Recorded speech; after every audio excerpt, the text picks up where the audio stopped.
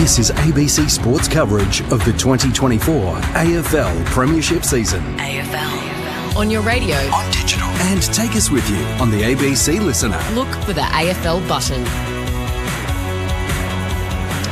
Yes, well, we've had lightning strikes in Melbourne, potential power outages here in Launceston, but the show must go on and go on at will, albeit at a changed time. A 12:30 start for the game between Hawthorn and North Melbourne from right here at York Park. Chris Rowbottom with you in commentary. Alongside me, Michael Maney. A big welcome to you, Mick Malthouse, and we've got Andrew Cooling down on the boundary as well. A very quick lead-in as the players break from their huddles and make their way to their positions, but all on the line for the Hawks this afternoon. Mick Malthouse, finals beckons if they can get over the Roos. It's quite incredible.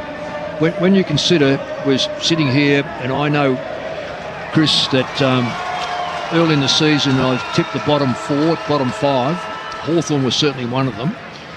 And I thought by round 8 or round 9, the 8 had been set. So that's I know nothing. And but what a credit to them, though. They have come back in such a manner that they scare a lot of sides. I would not like to be let's assume they win today. They should win today. I would not like to be playing them in the first week of the finals, and it's going to be a very good, and if it turns out it could well be Western Bulldogs. I reckon the Western Bulldogs are as good a form side as anyone, but one of them's going to leave, and I reckon the other sides will all take a deep breath and go, wow, that's one that we don't have to worry about, because I know Will Day's not out there and he's an important part of it, but the Hawks have no fear in their attack on the football. They're lively up front, and they've got a very, very good attacking backline. They are the real McCoy.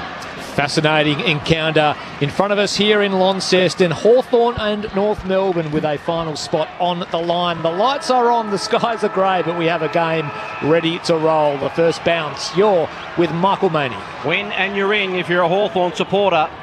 So from the bounce, Sherry knocks it down, then follows his work up, gets a handball away, looking for Wardlaw. Wardlaw now just wheels around to his right and kicks out really wide. Zerha's in position A in the long sleeves today. Got a nudge from Hardwick, but took the mark right in front of us here between the interchange bench and half forward. He'll kick inside 50, so North get the first inside 50. Ball punched away by the Hawks defence. Larkey ridden to ground by Weddle, and the umpire says, give it to me. It'll be a ball up. Right forward pocket, North Melbourne in attack. They're kicking to the right of your radio dial. Chris Rowbottom. Ball up, Rucks go at it. Meek and Sherry palm towards the boundary line. Over it goes, and another boundary throw in, about 15 metres around from the right hand behind post for North Melbourne. North have got one behind already.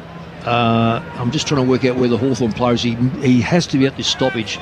But very good positioning by McDonald as a player behind the ball. And it comes. Meek and Sherry do battle. Palm down into the path of Simpkin. Couldn't quite get a handle. Nash is there for the Hawks. Fed a handball up to Warple. Just dribbles one along the boundary, and it eluded Watson at the crucial moment. Scott now for North Melbourne to Simpkin into Wardlaw. Had to take on Ginnivan. Just broke the tackle. Couldn't break the second one. Got a handball out eventually. Scrambly ball inside. North Melbourne attacking 50. Simpkin lays a tackle. A ball up 49 metres out from the Kangaroos' goal. Yeah, one hand pass too many. That ball should have been in the forward line now.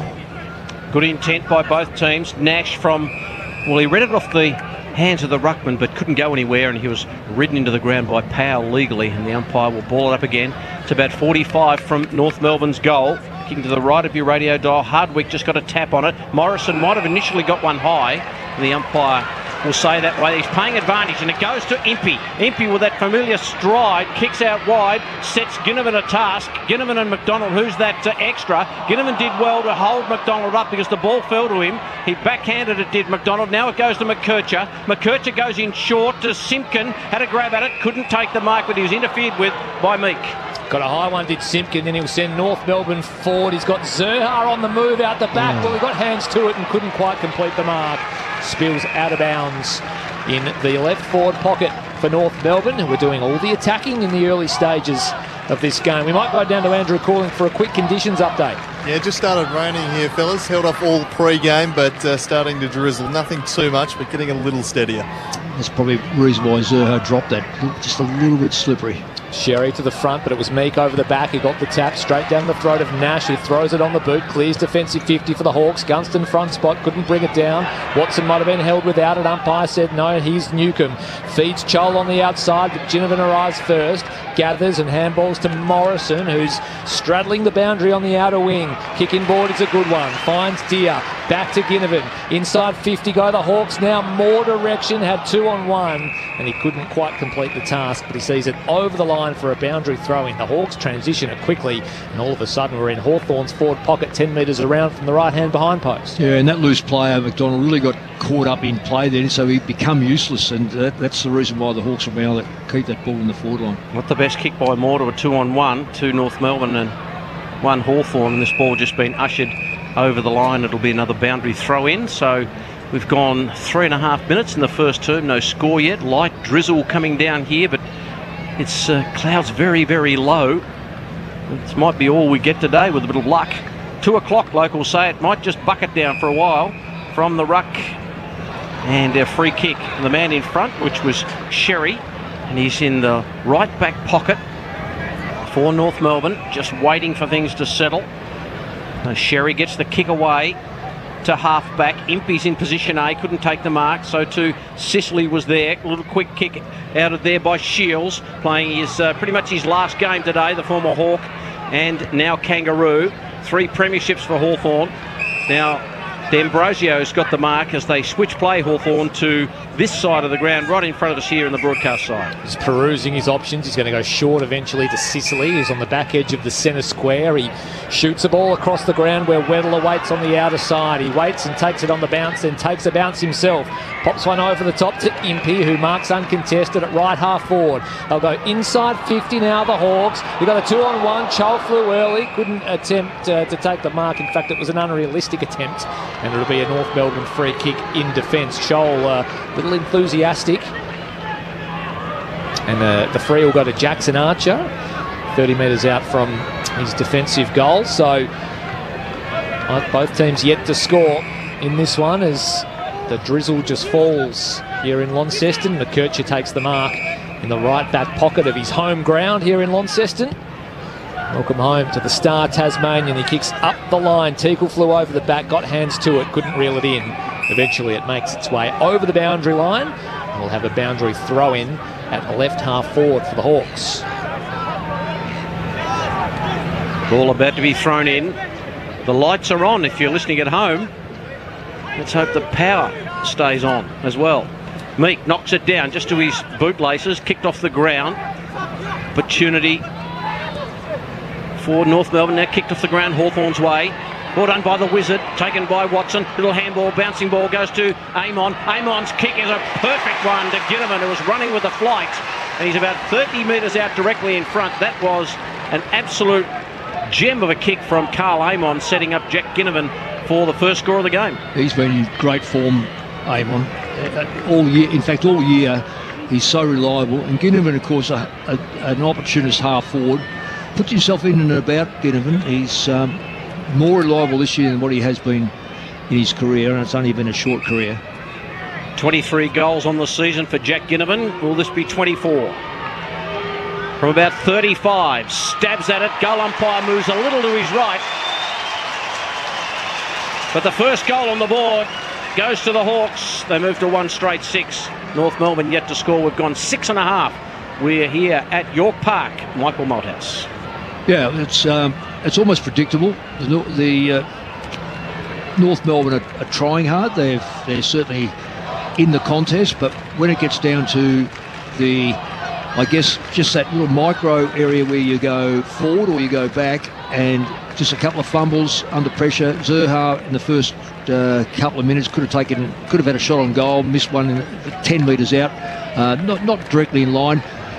Hawthorn go up the other end, a little kick by Amon, and the finishing power of Hawthorn has been a real asset to them in the last, say, 8 to 10 weeks, where they look like they're challenging for the 8.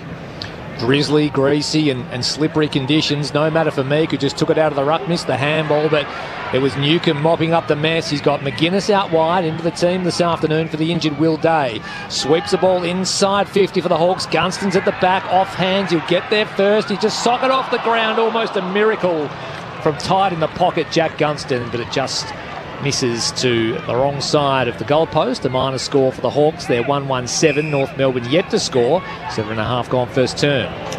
North have cleared the decks, but it's just gone too far. It's out of bounds on the full, just near the interchange gates. Liam Shields there with James Sicily, but Sicily gets the free kick. It was out on the full. So Sicily just waiting. I think Shields has got some blood. This is a rule. We've got to get rid of this rule. Every other sport in the world now has dropped this. It was because of AIDS many years. We just keep it there. Trainer goes out, wipes the blood off, unless it's flowing, and that's not flowing. I think it was the AIDS epidemic, wasn't it, that might have caused a little bit of that with blood. But here's Sicily. He's going to kick inside 50. He's gone to the pocket. Chol's in there. Ball hits the deck. Core on hands and knees, got it to Fisher. Fisher for North Melbourne to Hanson, who just takes a finger tipper at half back on the outer side in front of the other scoreboard, with North Melbourne kicking to the city end of the ground. Umpire says get on with it, and he does. Kicks to a pack situation. Scrimshaw, who started on the bench, into the action now. It's bottled up on the outer side. Will be a stoppage on the wing, outer side, and the Hawks lead by 7 points, and a free kick has come out of that. It's going to North Melbourne. To Bergman, I think it is.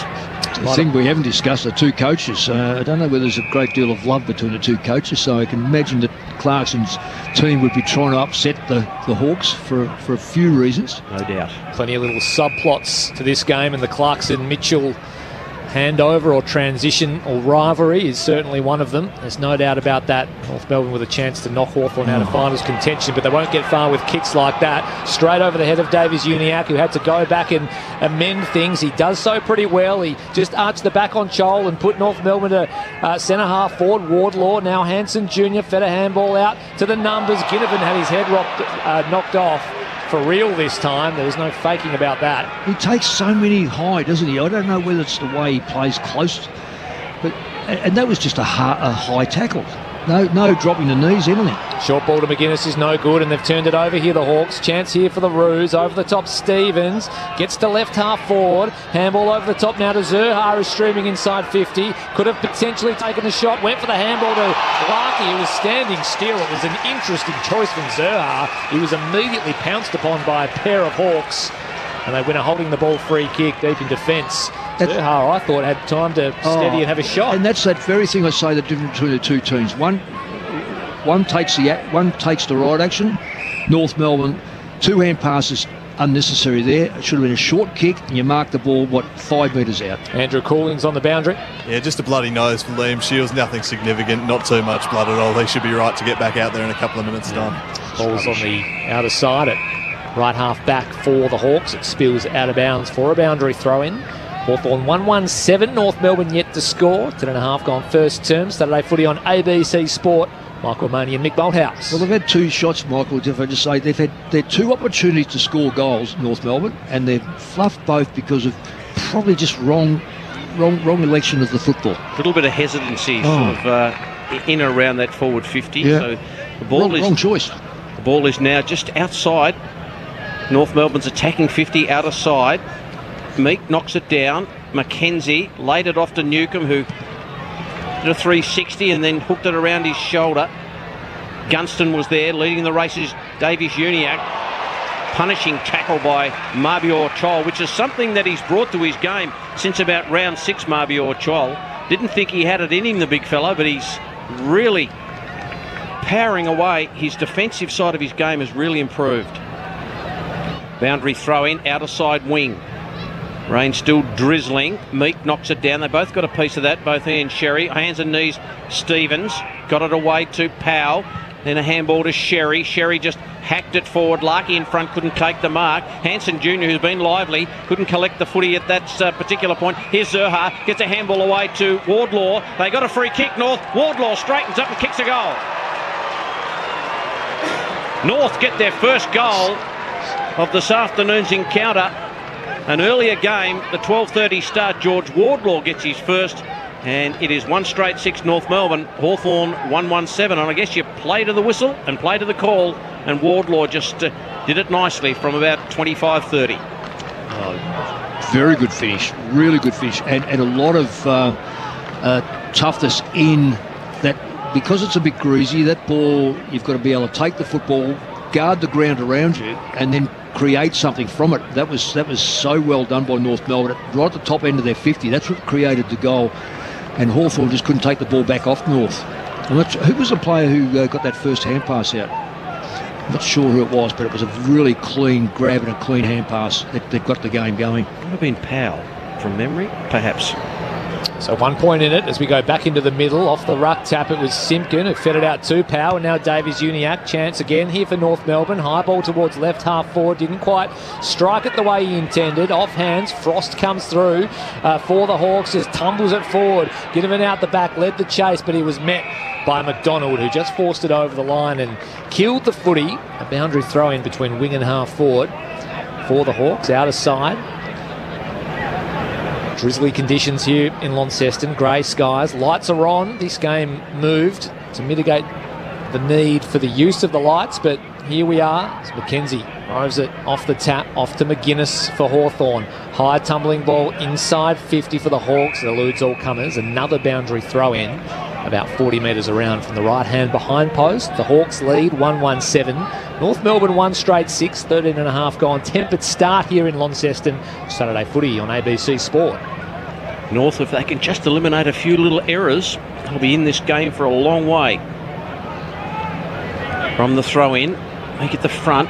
Roving it was Watson, and he'll win a free kick for a high tackle against Scott.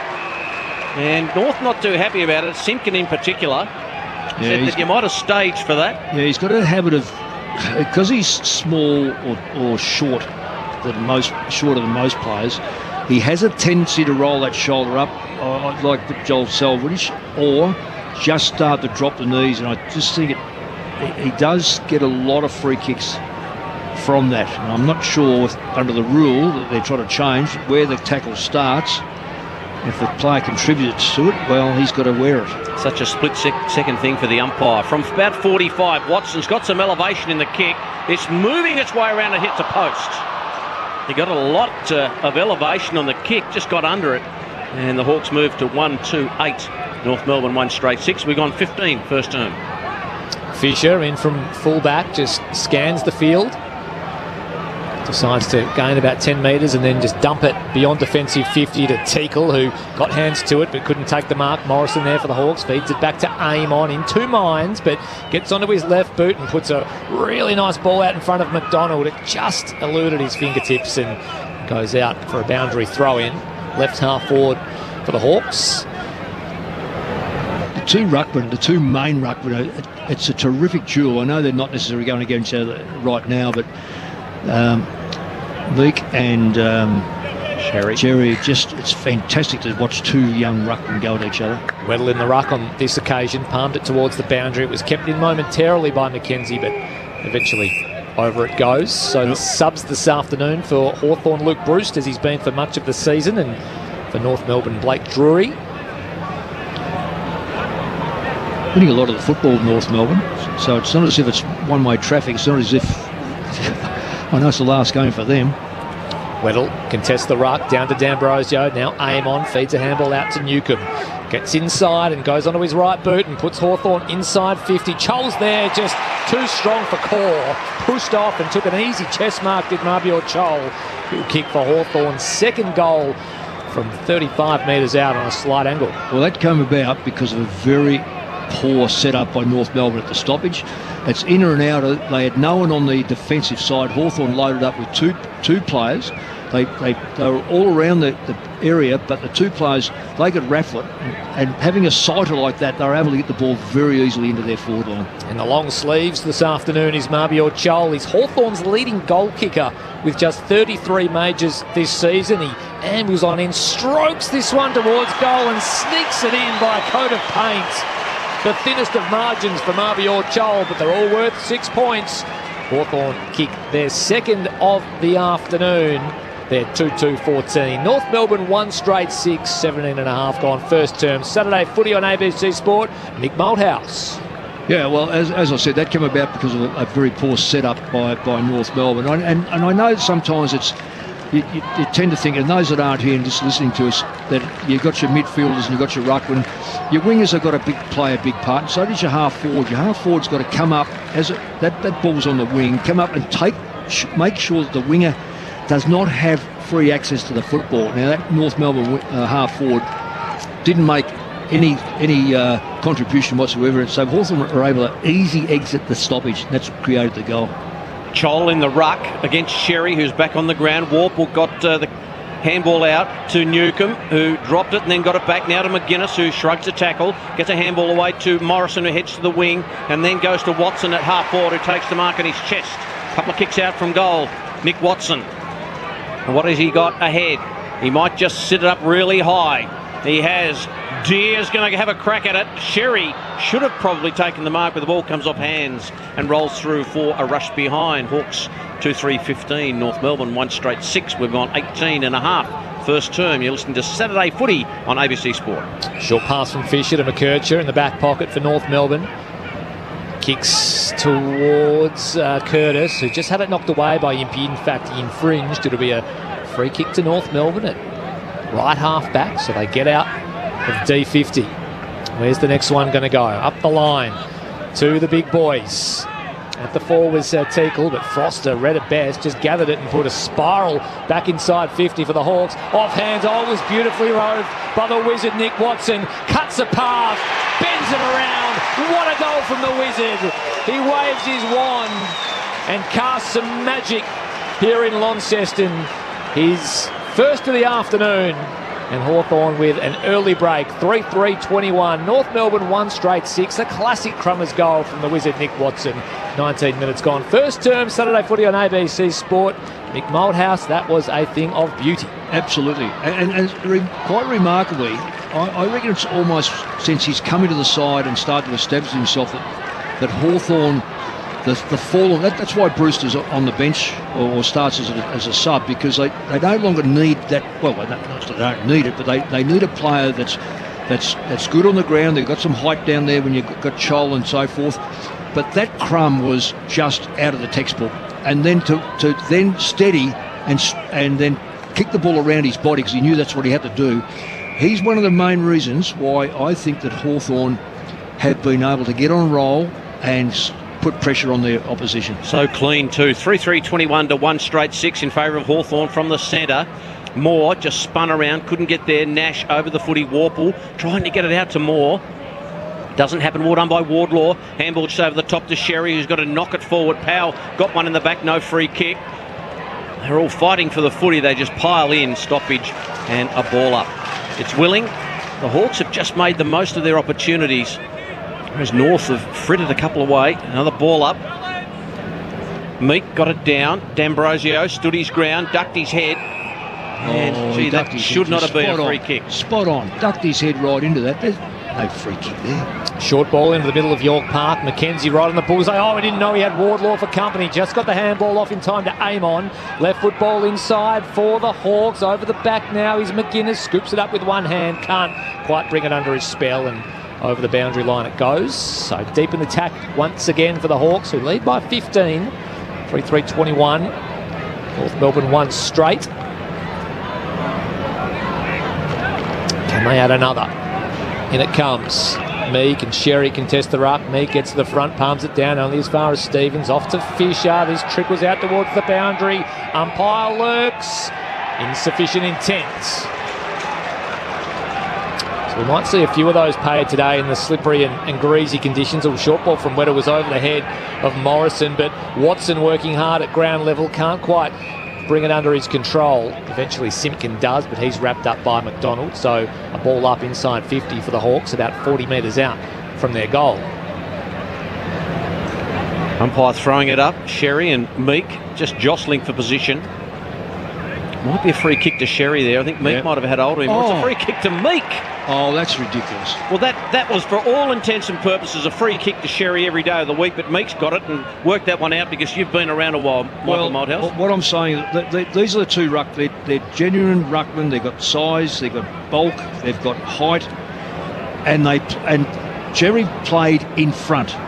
Now, how he could be free kicked is totally beyond me. Now, they're saying he shepherded him off. No, he fought hard to get in front. Meek from about 45. Lines them up, draws it back, not far enough. Poetic justice, I guess, the footy gods shining on Tristan Sherry there, just to behind. So the Hawks move to 3-4-22. North Melbourne 1 straight 6. Well, Cherry should be asking the umpires, I've got front position and you free kick me. Here's McKercher out of full-back, beyond defensive 50, looking for Sherry. Eludes him over the top. Sicily's at the back playing sweeper, just puts an awkward sort of ball into the middle of the ground, looking for Warple. They've turned it over here, the Hawks. Simpkin on the end of the Teakle hand pass, but the kick was an absolute shocker. It was a wall of brown and gold across half-back. Weddle mops up, shares with Scrimshaw, back over the top to Weddle. He just has to arch the back, and he does so well. Inside 50 go Hawthorn once again. Gunston was just nudged underneath it by McDonald, but it was all fair in love and war, and he takes the defensive mark for the Kangaroos. Spreads it wide to Sherry, who marks right where the 50-metre line meets the boundary. North Melbourne have lost their forward line structure. That's why Hawthorn had 3 players behind the ball. You can't have everyone up around the football. You've got to hold your structure, otherwise you'll never score. Might be the worst kick you'll ever see from Sherry off the outstep of the left boot, but it falls fortuitously into the lap of a teammate, Phillips. North has still got, Hawthorn now got the extra behind the ball, and this is where North have got to go gently through it and don't give the ball up. Here's McKercher through the middle of the ground, spots up a target in Zurha, who marks right on the edge of 50. Slow build up here from North Melbourne, but an effective one so far. So Zurha going back and maybe, just maybe, eyeing the goals. No, he's going to pass into the forward region where Wardlaw's found a pocket of space. He takes the mark, so he's got to kick this now because he had a opportunity to kick to 2 players, Wardlaw. And I don't say he's selfish, he just didn't get back quick enough. Right? One of my pet hates is players just wandering back instead of getting back quick. So he's now been charged with the responsibility of goaling this. One for the afternoon, Wardlaw. This would take something pretty nice from 49 metres on a relatively tight angle. At right half forward, George Wardlaw approaches. This will go to the top of the goal square.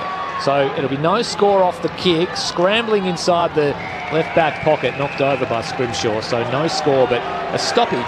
No, I know there's a free kick. I think he's awarded it as a is it deliberate or is there a free kick there beforehand? Insufficient intent. Like the Hawthorn player just knocked it out of play. Well, you're allowed to defend it. You're allowed to defend the ball by punching it clear. So I'm not, unless there was another free kick there. What's the difference when the ruckman from a boundary throw-in knocks it straight out? It's carbon copy of this. Well, Toby Pick has taken the free kick, kicks around the corner from the tight angle, and kicks the minor score. So that was quite bizarre. I've seen that not paid all year, knocked out by defenders over the boundary line, and no insufficient intent call.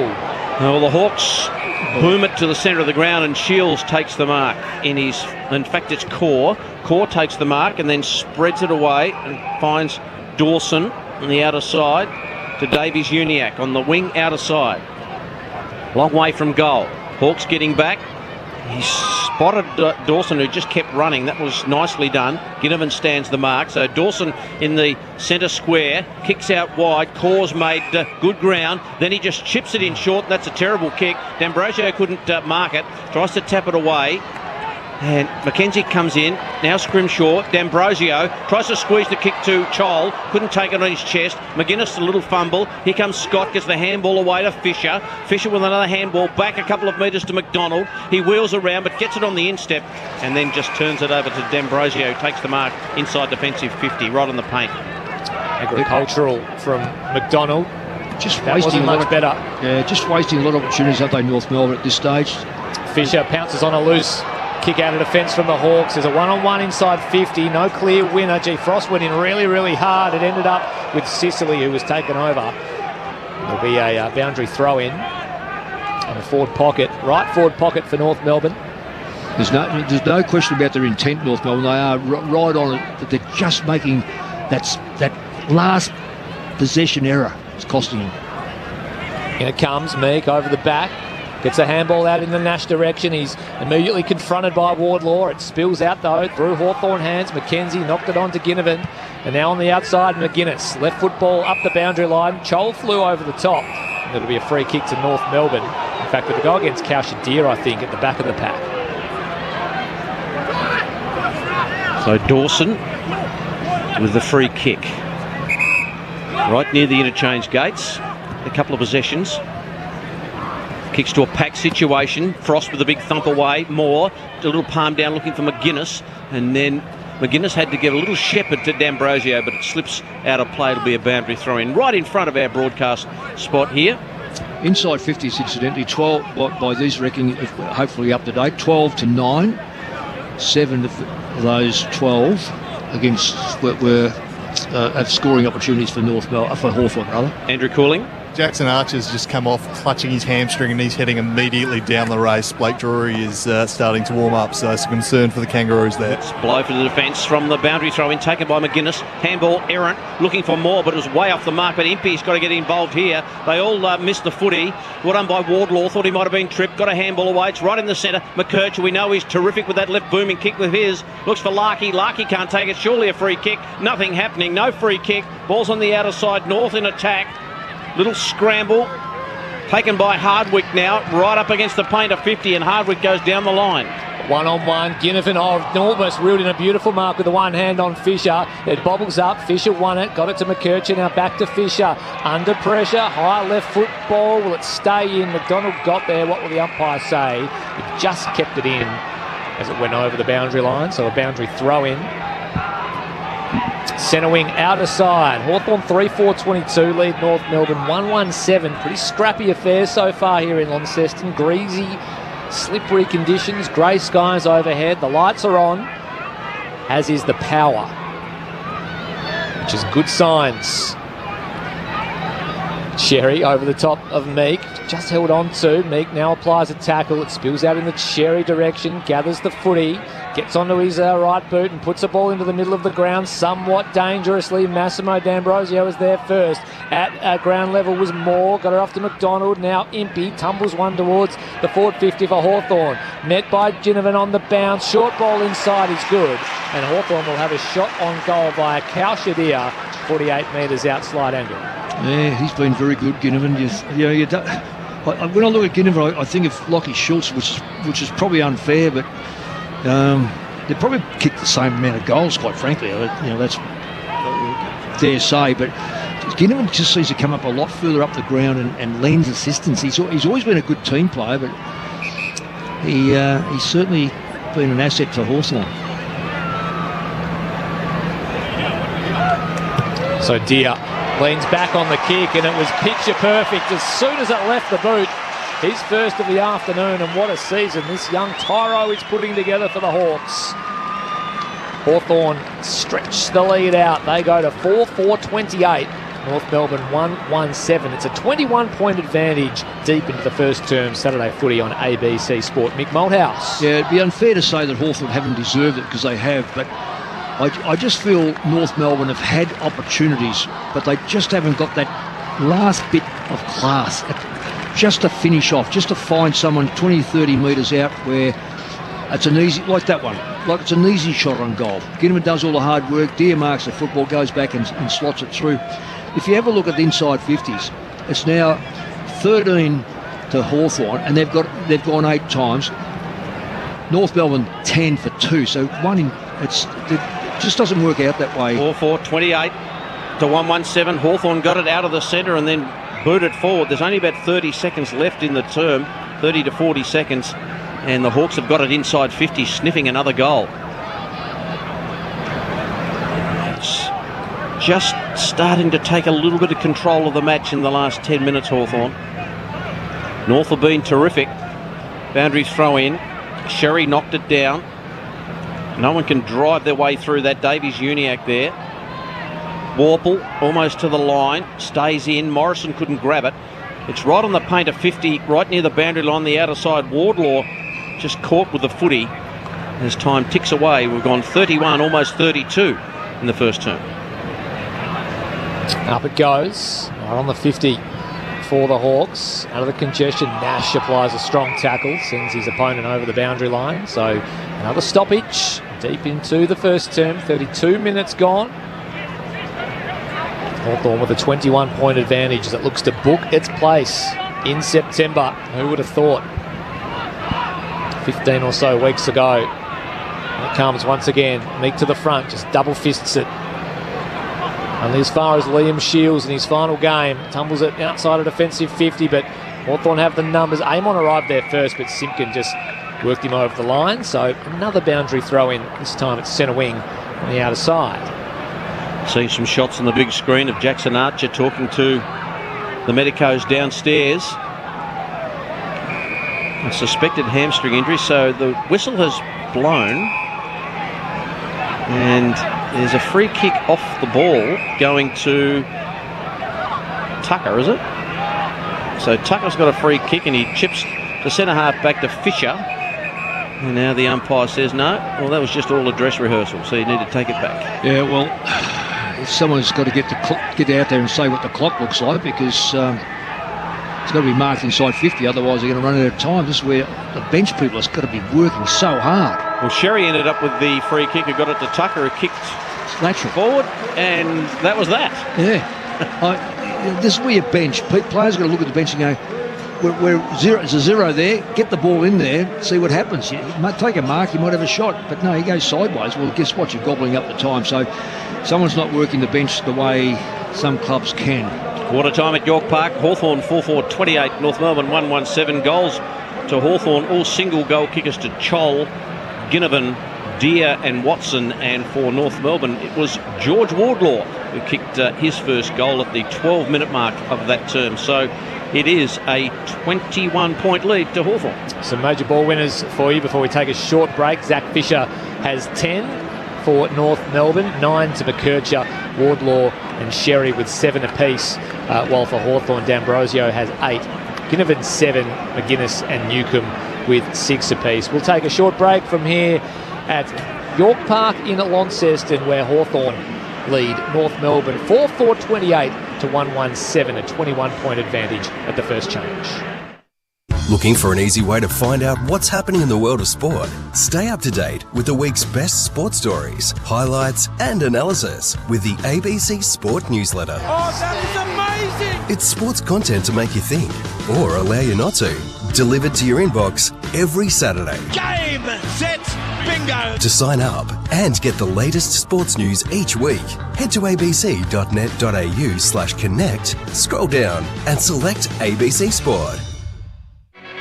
This is ABC Sports coverage of the 2024 AFL season. Every match on the ABC Listen app. Look for the AFL button. Taken by Watson. Little handball, bouncing ball goes to Amon. Amon's kick is a perfect one to Ginnivan, who was running with the flight from about 35. Stabs at it. Goal umpire moves a little to his right.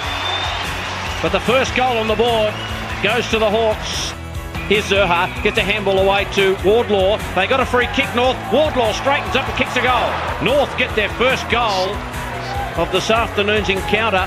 Marbior Chol is Hawthorn's leading goal kicker and was on in, strokes this one towards goal and sneaks it in by a coat of paint. Foster read it best, just gathered it and put a spiral back inside 50 for the Hawks. Offhand, was beautifully rowed by the wizard Nick Watson. Cuts a path, bends it around. What a goal from the wizard. He waves his wand and casts some magic here in Launceston. So Deere leans back on the kick and it was picture perfect as soon as it left the boot. His first of the afternoon, and what a season this young Tyro is putting together for the Hawks. The 2024 AFL Premiership season. On your radio. ABC Sport Digital. And on the ABC Listen app. Yes, a 21-point advantage to Hawthorn at the first break, I should say, over North Melbourne in dreary conditions in Launceston. And such drama leading up to this match. A time change, of course. It was originally scheduled for 4:40 this afternoon, moved forward to 12:30 to mitigate the potential use of stadium lighting. That's because there was a fear of a power outage, compounded by the fear of industrial action affecting the ability of Tas Network's workers being able to fix any problems. But wouldn't you know it, the cloud is low, the sky is grey, and the lights are on anyway. So far so good here in Launceston as far as getting the game underway, and so far so good for Hawthorn as they look to secure a top 8 berth, a 21-point advantage at the first break. Mick Malthouse.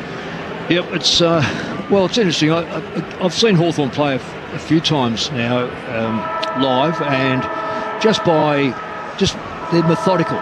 They don't kick their goals all at once. They've worked the ground. They work the ground very well. Sicily's such a general in the half back line. Forward line is functional. The midfield. When I look at the total clearances, it's 15-8. That gives you an illustration, and I still think Cherry's probably the best ruckman, even though Meek's been very, very good. Inside 50s, 15-10. Some of those have come directly from the stoppages, and when you've got that advantage, generally the ball comes in pretty quickly. Backline players haven't got a chance to settle, and North have been found out. 4-4-1-1 is probably reflective of the quality of the teams. North Melbourne have had their opportunities inside 50, but they've just wasted a couple. And I guess it's that last possession. Do you shoot for goal? Do you hand it off again? The more you handle the ball in the front 50, the more you handle the ball in the front 50, the quicker the opposition work you, because they get their numbers back. So you've got to either mark it so it settles everything down, or quick snap it, get the ball quickly into the hands and quickly out of the hands, because backline players just get numbers there, and as a consequence, North Melbourne have been found out 3 or 4 times where they could have had a shot on goal and just couldn't get the ball away. On the other side, flip side, Hawthorn have been so impressive. They go forward, they have a good structure, they've got talls and mediums. We've already seen Deere kick a goal, Chol kick a goal, Watson kick a goal, and then you've got that there, talls and smalls. So, and who was the other one? Was Gitterman kick a goal? Yep. Yeah, so it's 2 talls and 2 mediums, and they've come so through class and so easy. So North Melbourne not out of it. If North can get a couple of goals in a row, it just makes players a little bit nervous. Just about all set to get back underway for this second term. Up it goes. So Sherry and Meek contest the ruck. Meek won it decisively on this occasion, hacked out of there by Newcomb to half forward, where McDonald gets in front of his opponent and takes a mark. There's some news from the boundary, Andrew Calling. Yeah, Jackson Archer is out of the game with that right hamstring injury. Blake Drury has been injected as the substitute. Inside 50 go the Hawks, deep into attack. Fist from behind. Shields roved it well, slapped it onto the boot, but Sicily, his former teammate, awaits and has marked 52 metres out from goal. He turns his back and points his finger to the sky. He might have a ping here, I think, Mick Malthouse. Well, there were 5 Hawthorn players just outside the 50. Just outside the 50. Where were North Melbourne players? All in there. So when they get hounded, it's a mongrel kick out. Hawthorn set up. Set up is beautiful. Cam Zurha stands the mark right on the paint of 50. So Sicily will set sail from about 52. That is an absolute heat seeker from James Sicily. The perfect way to kick off the second term. Sicily bangs it through from 55. He just stroked it beautifully. And Hawthorn go to 5-4-34. North Melbourne 1-1-7. Minute and a half gone. Second term Saturday footy on ABC Sport. What a weapon, Mick Malthouse. Oh, well, he's an amazing player for a start off. He's starting to come to grips with leadership and discipline. We know he can be a little bit wayward at times, but just to set up there, he sat on the 50-metre line knowing that North under pressure were going to belt it out, and he was 1 of 4 it could have gone to. Not a good song, the ruckman coming off for the blood rule, and this sort of means it's how ridiculous this blood rule is. And right now, that's the worst thing that can happen to North Melbourne is early in the second quarter be trailing by 4 goals, because straight away it becomes, this is the last game anyway. No, you want them to fight it out. Of course, he booted 3 goals when he was here last time, James Sicily, with a bung shoulder, and pretty much won the game for the Hawks. From the centre bounce, taken by Nash. Kicks inside 50, they jostle for position, ball hits the deck, there's Gunston, hip and shoulder, did nicely, McDonald turns it around the body, will Dawson get back? He does, got a fingernail on it, knocked it through for a behind, the Hawks pushing, they move to 5-5-35, North Melbourne 1-1-7, we've gone 2 and a bit, second term. Fisher brings it in, short ball into the pocket, finds Dawson, who is given some leeway by Chol, sells a little bit of candy too, and gains another 10 or 15, kicks up the wing. Here's Scrimshaw at the fall, just juggled it but couldn't quite bring it under his control. Over it goes in front of North Melbourne's interchange bench. So just recapping, Jackson Archer subbed out of the game with a hamstring injury, and Blake Drury injected for North Melbourne. The umpire flings it back in over his head. Tickle does the ruck work with Meek. It's out the back though, where the Hawks players await. It's Amon pouncing on the loose footy, and Ginnivan's found some space inside 50. He had a paddock, and Amon wasn't missing him on the lead. Ginnivan will go back and kick for goal. His second of the afternoon, 45 metres out, 45-degree angle. I know the North Melbourne ruckman is off, but that set up again. North Melbourne being destroyed at the stoppages. They're giving Hawthorn a chance to actually break and use the ball. It's okay to have stoppage dominance, but it's when you can break and just choose who you kick the football to, you're in real trouble. Ginnivan to inflict some real hurt on North Melbourne at the start of this second term. He guides it in, he guides it home. And the little bow of appreciation from Ginnivan as he pops through his second. Hawthorn jump out to a 33-point advantage. They're 6-5-41. North Melbourne 1-1-7, 3.5 gone. In this second term, Saturday footy on ABC Sport. It's getting a little ugly for the Roos, Mick Mulhouse. Oh, it's getting ugly, all right. And it's getting uglier because what I see is not only that stoppage or clearance work, is that Ginnivan marked that football probably 5 or 6 metres off his direct opponent, who were all manned up. There were no spare players. It looks like North Melbourne dropped a spare player, so they all went one-on-one. How he was able to lead away from his direct opponent and find 5 or 6 metres is just... I just can't stand it in today's football, because they all say, oh, you've got to be offensive and this sort of stuff. No, how about doing your first job? That's taking care of your man. 6-5-41 to 1-1-7. The Hawks take it out of the centre again.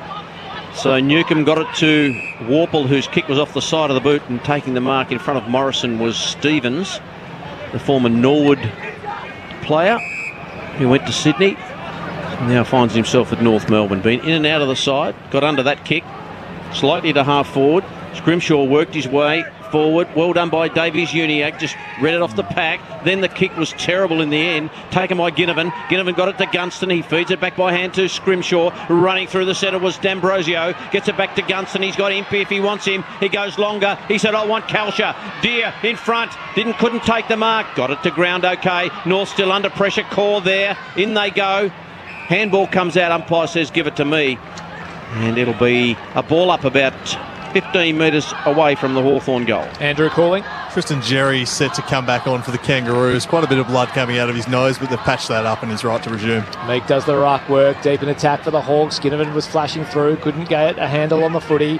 Out it comes to Newcomb, just tried to paddle it forward. Cause kick was smothered. Here's Shields. Oh, tried to ride the tackle from Connor McDonald. He was gone stone cold. Umpire said play on, but it's coming back here with interest. Hardwick pops a pass to half forward, where Morrison just had to wait underneath it momentarily, but he was good enough to take the chest mark in front of Luke McDonald, right where the 50 meets the boundary.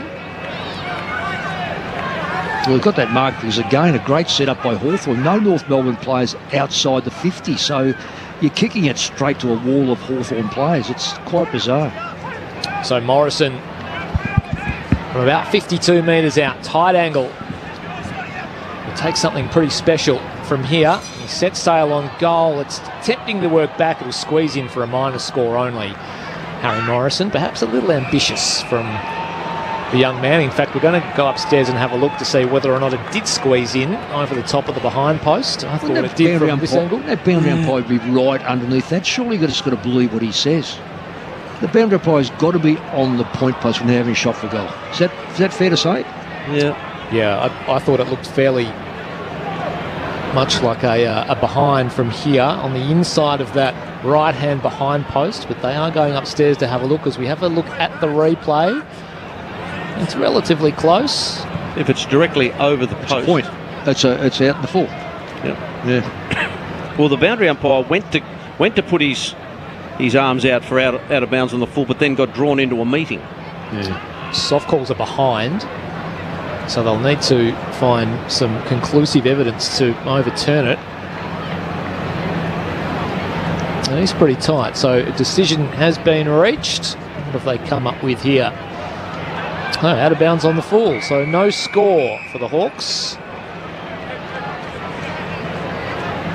And it'll be a North Melbourne ball deep in defence. So it'll be Stevens who runs and kicks to the wing. Meek's in the middle of this with Sherry. Meek in front. Good mark. Just got his big frame in front and pushed his backside out. Really strong mark against Cherry too. I mean, he had some company there. That's an excellent mark for a ruckman. He'll pound it inside 50 again. Child goes one-handed, couldn't take the mark. Spillage goes to Scott of North Melbourne. His kick was a tumbler, trapped by Meek. Good skills, but then the handball wasn't too good. Davies Uniacke got it to Wardlaw. Now to Hansen, and Hansen kicks to Pink. That's a terrific kick, and Pink just with the flight went back. Zerha's running forward. The kick's probably not going to get to Zerha because Impey knocked it away. Well done by Larkey, who ran out of real estate. Ball goes out of play. Left half forward for North Melbourne in attack.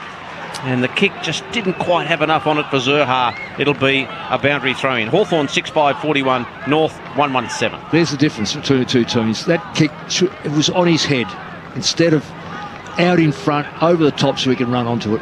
Hawks by at 34. In attack here for North Melbourne though. Newcomb comes away with it, finds some time and space and cuts a path and eventually feeds a handball to D'Ambrosio. Sends a ball out wide. Ginnivan leads the race against McKercher. Boundary line will beat them both though, and it'll go over for a boundary throw in at right half forward for the Roos, searching for their second goal of the afternoon, 9 minutes into the second term. Just a reminder, as soon as this game finishes, you're off to the MCG for Richmond and the Gold Coast. Dustin Martin's farewell. Sherry got to the front on this occasion. Warple came flashing through, ripped off it by Sherry. Might have been holding the ball. Umpire said it was. So Sherry just doing the business at ground level. The two ruckmen are actually going head to head, and they're going well against each other. It's a fascinating duel. Just puts it to a dangerous spot inside 50. Weddle was left alone, couldn't quite drag down the mark. Offhands Phillips, one way then the other. Got it up to Simpkin, snap around the body. Jai Simpkin, it's good. So North Melbourne kicked their second goal of the afternoon at the 9.5 minute mark of the second term. Jai Simpkin is on the board and they reel this margin in ever so slightly. They got a 2-1-13, trailing Hawthorn 6-5-41, 10 minutes gone. Second term, Saturday footy on ABC Sport. Yeah, hard work, but a good goal, a really good goal by Simpson. He was in the right spot. It was good feedback by the North Melbourne player to set him up. He kicked the ball around the body, but you get good leverage from that angle, and it went straight. So making the most of it, 2 goals, 1. Still trail, when you look at the scoreboard, it's 4 goals, doesn't seem much, but it's been the dominance of Hawthorn. They've had 11 shots to 3. Have they put that scoreboard up yet? I haven't done that yet. So it's 11-3. Back in the centre. Nash traps the footy. Davies Uniacke's got him and dumps him to ground. No free kick. Little handball comes out to McGuinness, who's got to weave his way through a bit of traffic. And then the handball back to Nash. Nash has got Warple in a bit of space. He's going to have to get rid of it quickly. He does, and the kick is affected. So well done by Wardlaw to put the pressure on. And the mark has been taken by McDonald.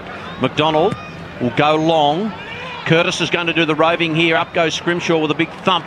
It's close to the line. Weddle tries to keep it in. Did well. Paddles. Got it to McGuinness. That's well done by Weddle. Then his handball inboard goes to Gunston. From something from nothing. Gunston goes forward. Who can take a mark? Ball flicks over the back. Watson, cop one high. Would just played for it. Little handball back to McDonald. He gets another chance to turn it around the body. And he gets it this time.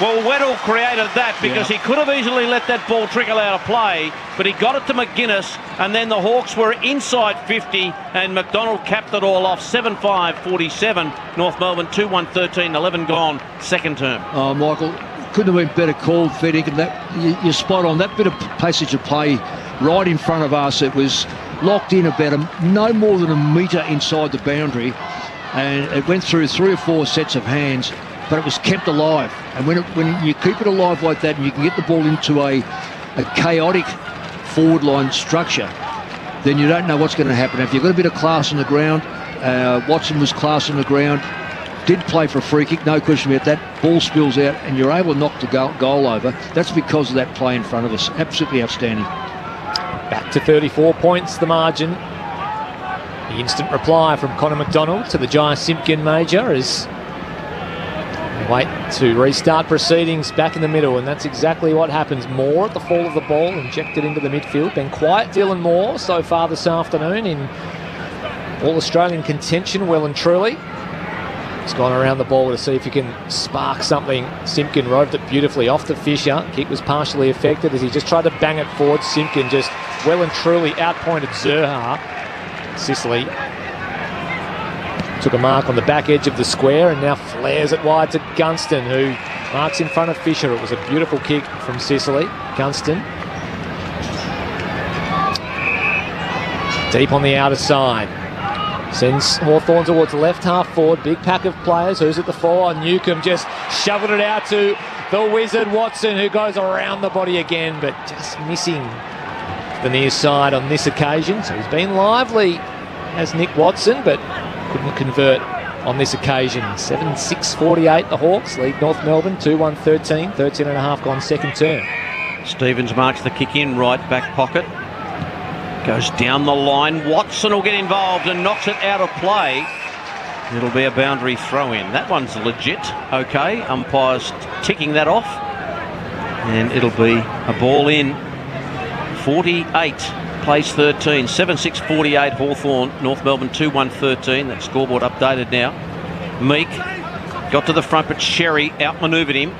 Now to Newcomb, who tries to go through, but Georgie Wardlaw, in fact it's Simpkin when he gets hold of you. A couple of good tacklers there, Wardlaw and Simpkin. Oh, why would he do that? Now, why would he throw that ball away?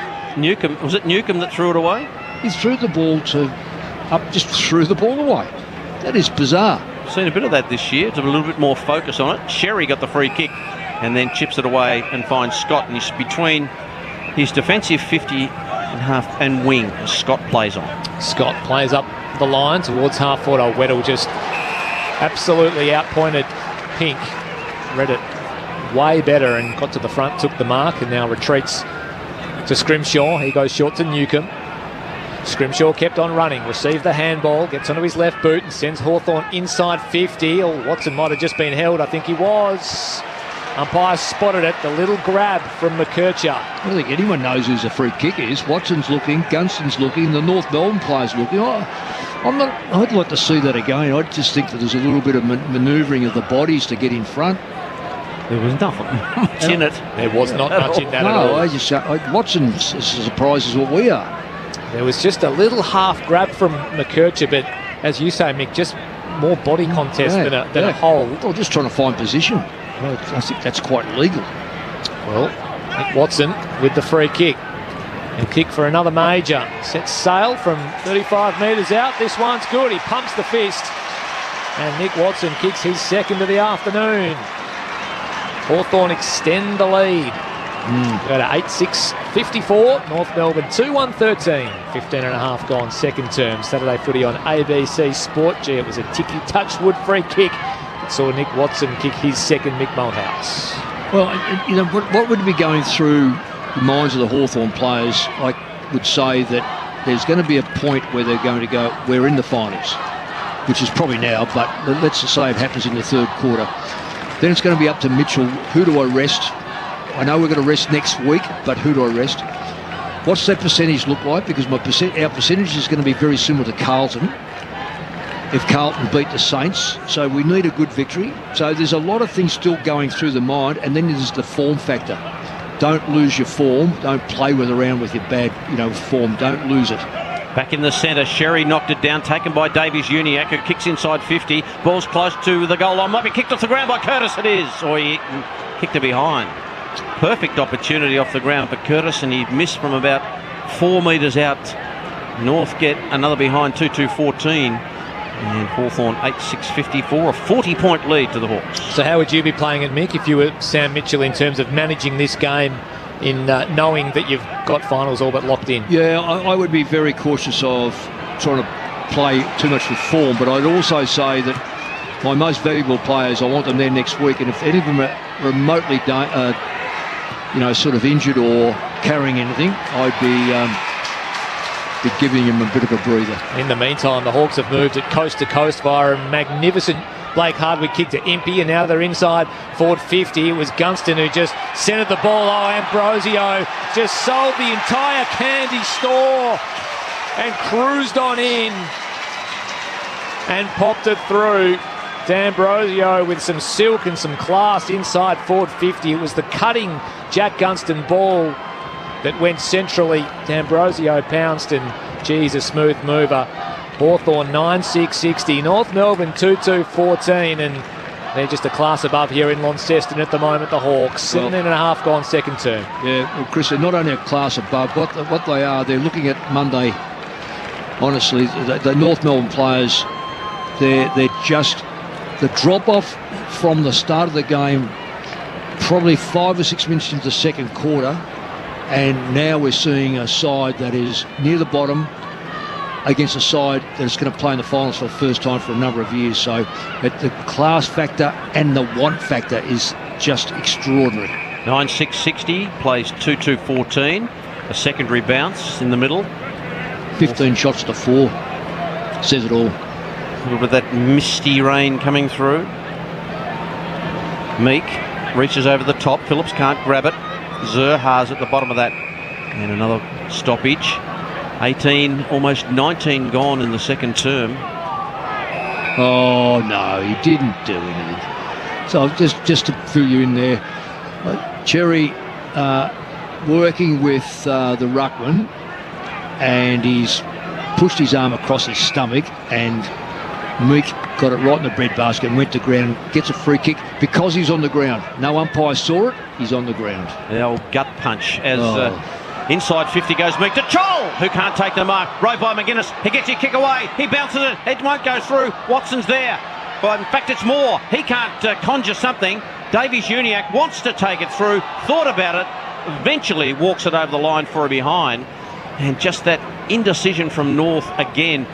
And Hawthorn 9-7-61, North Melbourne 2-2-14. Even the coverage here is outstanding by the kick-off. They just got nowhere to kick the ball, North Melbourne, without a Hawthorn player being there. McKercher kicks toward the near side. It was Impey who flew, couldn't take the mark. Junior emerged with it, put his teammate into a fair spot of bother as Scrimshaw pounced on Wardlaw and brought him to ground. A stoppage right in front of the broadcast position here at right half forward for the Hawks. Meek in front of Sherry, down to LDU, just working through the traffic. Wardlaw got it out eventually. He was hassled by Moore, and then it was Warple who had time and space to try and pick it up and move it on, but he fumbled it onto his boot over the boundary line. It was on the full. Oh, definitely on. Definitely, there's no argument about that. It was an accident, but he still kicked the ball over the line. So Davies Uniacke will take the free kick. He's going to go back into defence. Oh, he's dicing with danger here. He lets Chol in, gets a hand in, casually as you like, and he's got support in the running Gunston, who receives the handball. That is calamity from North Melbourne. Gunston kicks it through on the goal line. And Hawthorn are running rings around the Kangaroos here in Launceston. 10-7-67 the Hawks. North Melbourne 2-2-14. That was just casual and lazy in defence from Luke Davies Uniacke, and Jack Gunston makes them pay the ultimate price. It's all Hawthorn here at York Park. Well, I saw this last night with Melbourne trying to cut the ball through the corridor.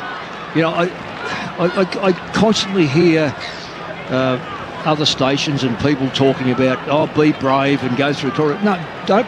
The thing is, don't be stupid. If it's on, it's on. If it's not on, don't try to be brave and try to dissect players. Hawthorn are totally a wake-up, and North Melbourne have paid a massive penalty for you said lazy kick, I say poor execution, and also not weighing up the consequences. From the centre bounce, North have gone into attack, taken by Sicily now, who got it from Frost. His kick was off the instep, but it might work okay to McDonald, who wanted to play on. And he's been brought back. Powell was right there with him, so he's the back end of the centre square. The handball to Sicily, who kept on running. Sicily got it off the instep, but it might work okay to Newcomb. Falls toward the Wizard. He gets it out to Nash. Nash had a man in short, was Ginnivan. He decided to go further, looking for Gunston. And I think the handball to Ginnivan was on, but he went for glory, did Connor Nash, and pushed it to the left. Hawthorn 10-8-68, North 2-2-14. We've gone 22 in the second term on Saturday footy on ABC Sport. Michael Malthouse, Chris Rowbottom, Andrew Cooling on the boundary. And you get the sense that Hawthorn just have the sniff in their nostrils here as well about not only winning this game but really making a statement in the lead up to finals, as the McKercher kick finds Sherry just outside the defensive 50. His short ball will go to Scott, who marks in front of McGuinness. There's just no movement by North Melbourne. They're as slow as treacle, and Hawthorn just picking them off. Scott goes up the line. Article reached in over the top, couldn't quite complete the mark. Frost kick was smothered. Spinning in was Davies-Uniacke, and Simpkin pounced on a loose footy. Centre ball inside 50, but getting back and taking a good defensive mark was D'Ambrosio, the smallest man in the pack. Hawthorn have players out everywhere. One of them is Sicily, who, the kick was a little slick for him. It bounced off his hands, but he had Impey in support. Got the handball off to him. Back to Sicily, just took it on the bounce. Looked Hansett Jr. in the eye and said, I'll take you on, then send a spiral forward from my team. They did exactly that. Ginnivan rove the beautiful Cowshed tap, and he laces out Dylan Moore. Well played by Ginnivan again. His games at Collingwood, he always looked for his teammates. He may have been, there's a lot of things said about him, but he was so team orientated. Just there, he could have easily had a shot from 45 metres on the run, but no, poked it. It made it an easier kick now for a player having a shot. Quiet afternoon so far for Dylan Moore, but from 35 metres out, can he put through his first? Of course he can. Dylan Moore piles on the pain to North Melbourne, and Hawthorn increase this margin even further. 11-8-74 the Hawks, 2-2-14 North Melbourne. 24 minutes gone in this second term Saturday footy on ABC Sport. Mick Malthouse. Well, it's 10 goals, and the difference 30 inside 50s to 15. Again, 19 to 4. The movement of Hawthorn is a finals team. There's no question, and I'm talking about a very good finals team. North Melbourne making mistakes after mistake, but probably less and more important, there's no play on, and you're not going to catch the Hawthorn defence out if you don't play on, because they are so well structured. 7-4 to 1-1 in this term. 60 points the margin. Back out of the centre, Davies-Uniacke tries to get through, got caught with the ball, no free kick. Little handball comes back out to Sherry, and a free kick is coming back. Just held on to it too long. I think Stevens in the middle there. So D'Ambrosio gets the free kick. He'll punch it inside 50. It's a low sizzler to Chol. That kick was like a tracer bullet, and Chol took it on the chest, and he'll shoot from about 40 out, slight angle. How much space did he have? Well, I'm just thinking, is Meek off the ground? Is he? I'm just trying to think if Meek's off the ground. So Chol is Chol in the ruck? Because if he is, that is Cherry's man, who he just went to sleep on. I'm pretty confident to say I'm right here. Yeah, I don't think Meek's out there. No, so it's Chol.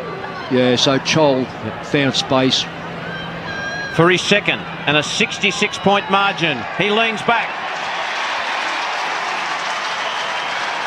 and the crowd tell the story. Marbior's got a couple, and the Hawks are out by 66 points, 12-8-80 to North Melbourne, 2-2-14. That's 8-4 to 1-1 in this term. Well, that there lies the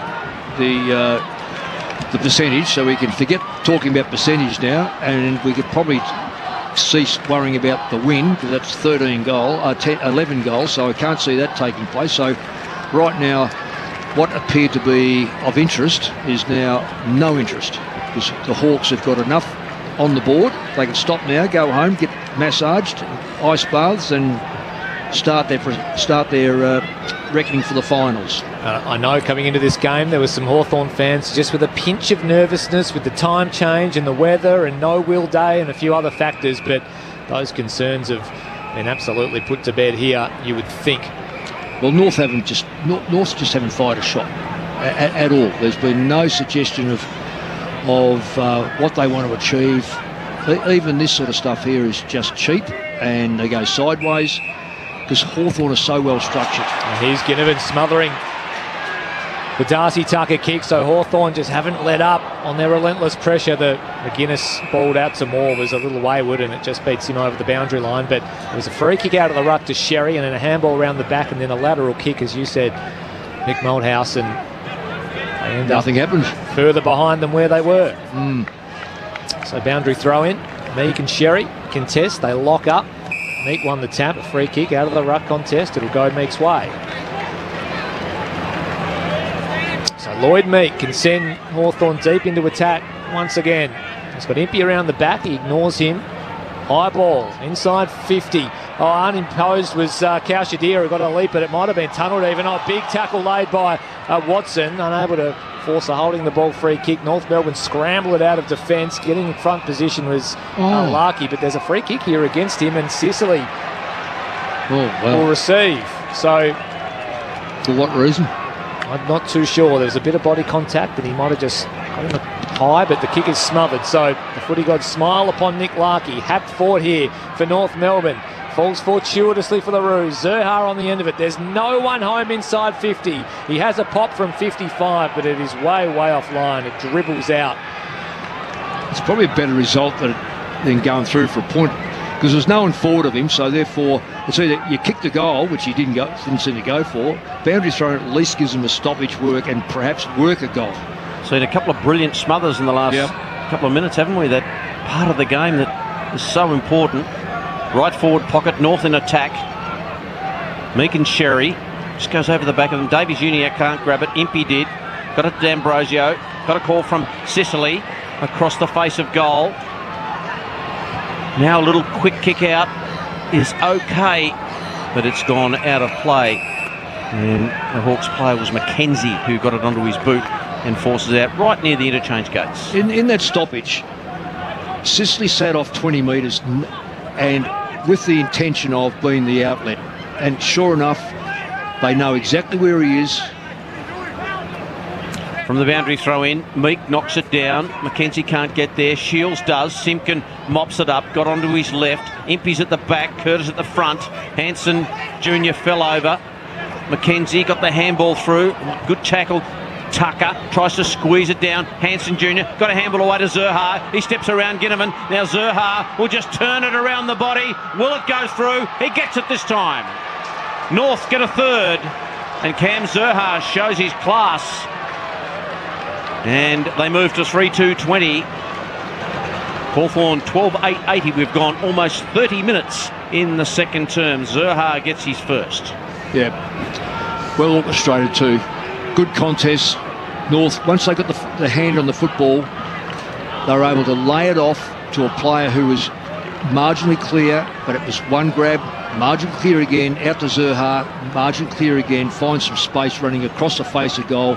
Chose not to run at the goals, ran across the face of the goals and put the ball over his, over your body, I suppose, and kicks a goal. So very well orchestrated by North Melbourne, and pleasing to see too that they haven't totally given up. Back in the middle, Meek out of the ruck, couldn't win a clear disposal. Hawks with the numbers, Moore off the line from the wing, got it off to Warple. Sends a high ball towards right half forward. One-on-one contest between Scott and Morrison over the head of both of them. Ginnivan might have been taken high. Umpire said play on. Now McDonald's wrapped up in a tackle by McGuinness. He was ragdolled. Simpkin came out with the footy.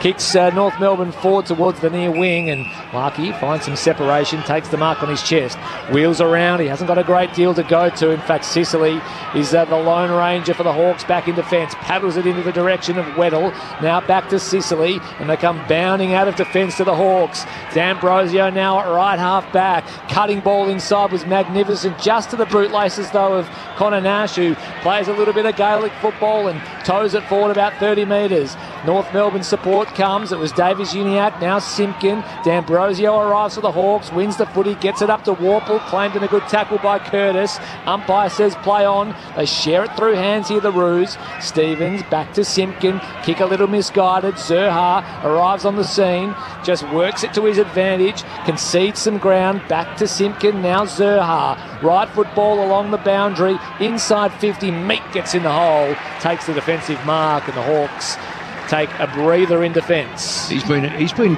very good from two over since Reeves has been out with that shoulder. Meek's been an important player to come into a final. You need a big ruckman, and he's every bit of it. Sicily got close to the man on the mark and got dumped after he kicked it, so it's downfield against Curtis.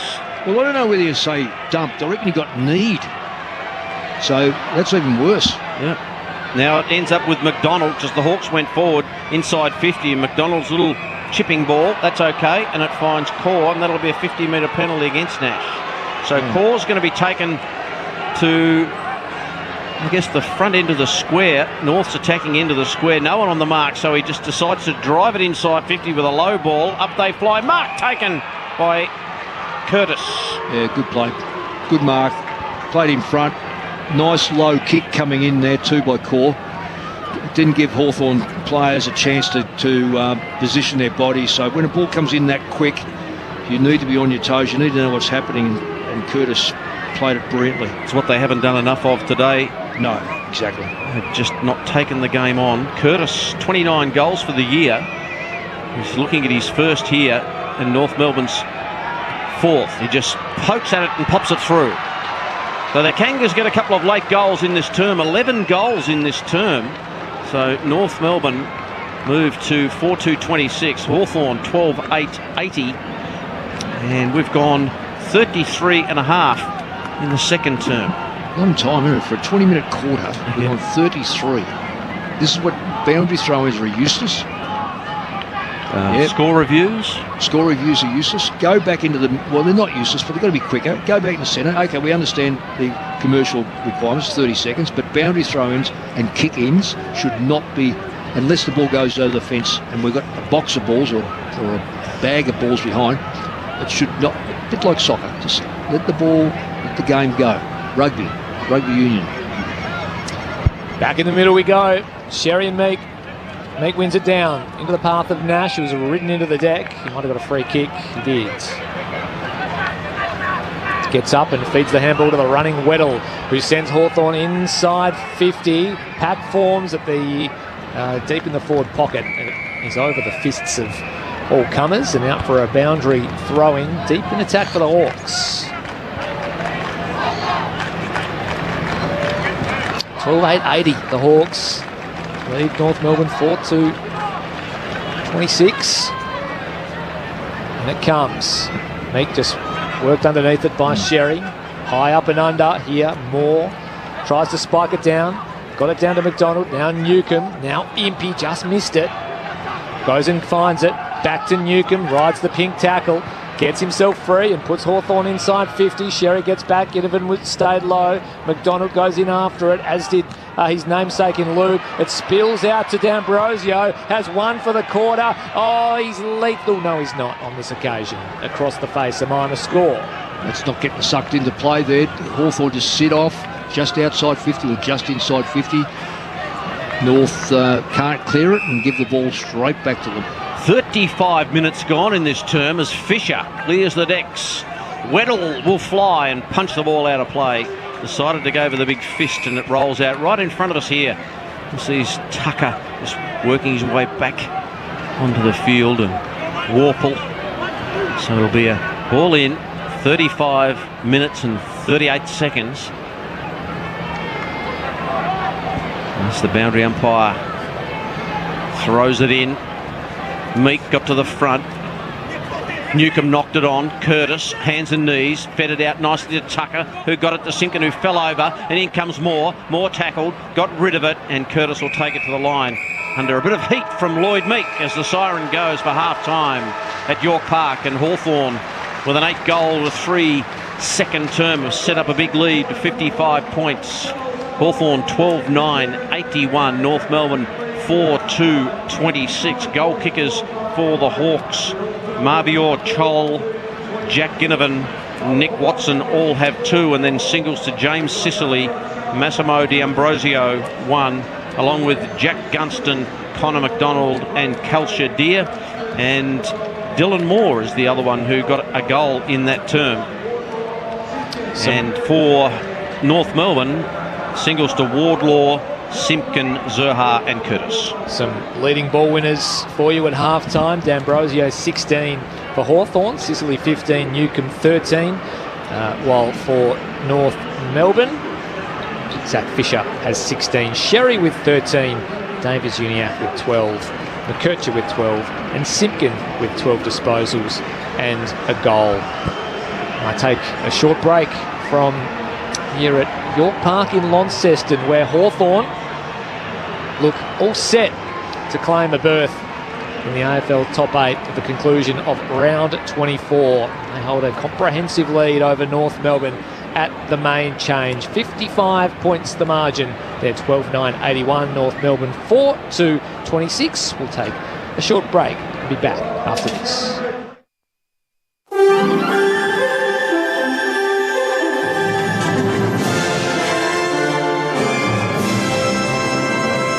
ABC News with Satyam Weinstein. Independent candidate Robert F. Kennedy Jr. says he's suspending his U.S. presidential campaign in some states after reaching a deal with Republican Donald Trump. Mr. Kennedy says the agreement will allow them to publicly and privately disagree, describing it as a unity party. The nephew of the late U.S. President John F. Kennedy also suggested Mr. Trump has offered him a job if he returns to the White House, but gave no details. He says he's only suspending his campaign in key swing states, not dropping out of the race altogether.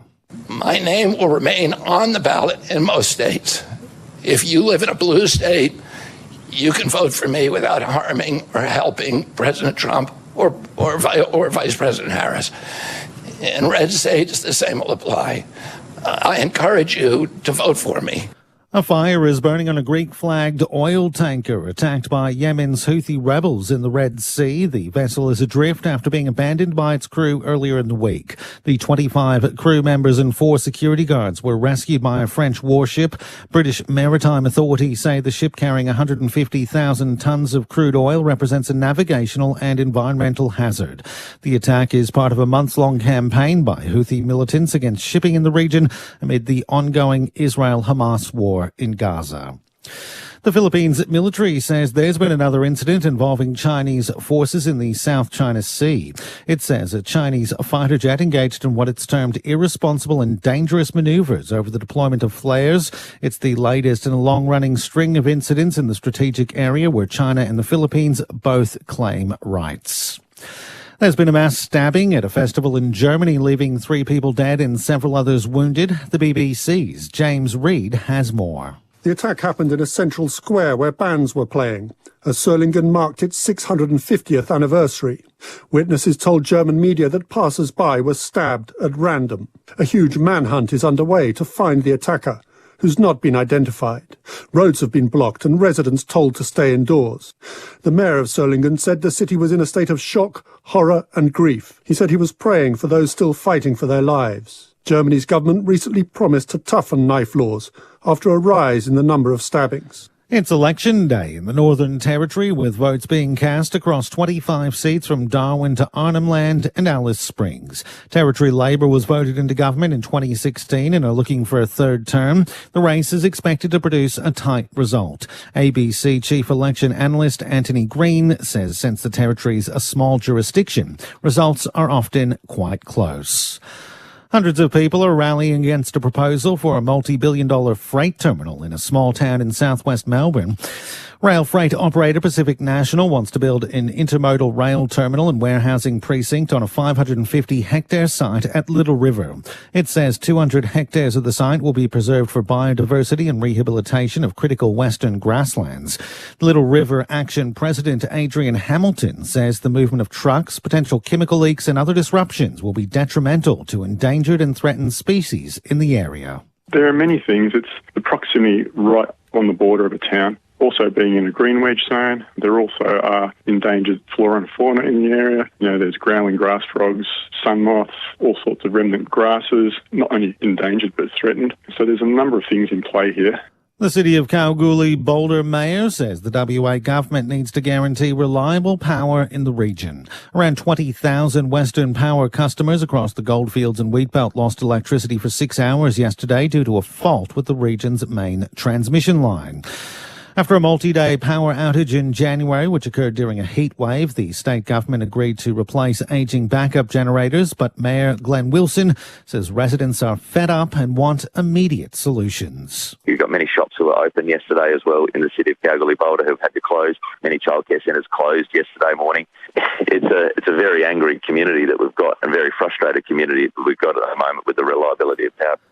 WA police have charged a second man over a stabbing attack in Perth CBD. Authorities allege two men approached a parked vehicle and stabbed the man inside. Police say all parties are known to each other. A 41-year-old Bayswater man faced court yesterday.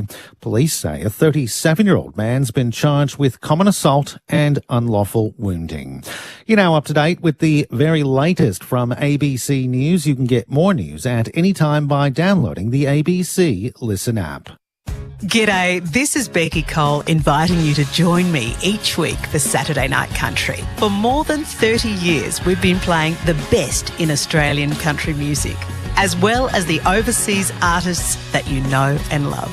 So whether it's the classic tunes that you grew up with, the best new releases, or the interviews of your favourite acts, you'll find it all on Saturday Night Country. Saturday Night Country, hear it anytime on the ABC Listen app.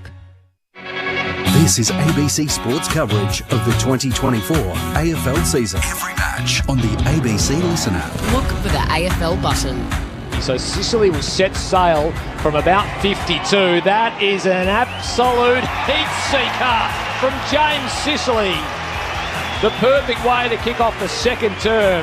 Ginnivan to inflict some real hurt on North Melbourne at the start of this second term. He guides it in, he guides it home. And the little bow of appreciation from Ginnivan as he pops through his second.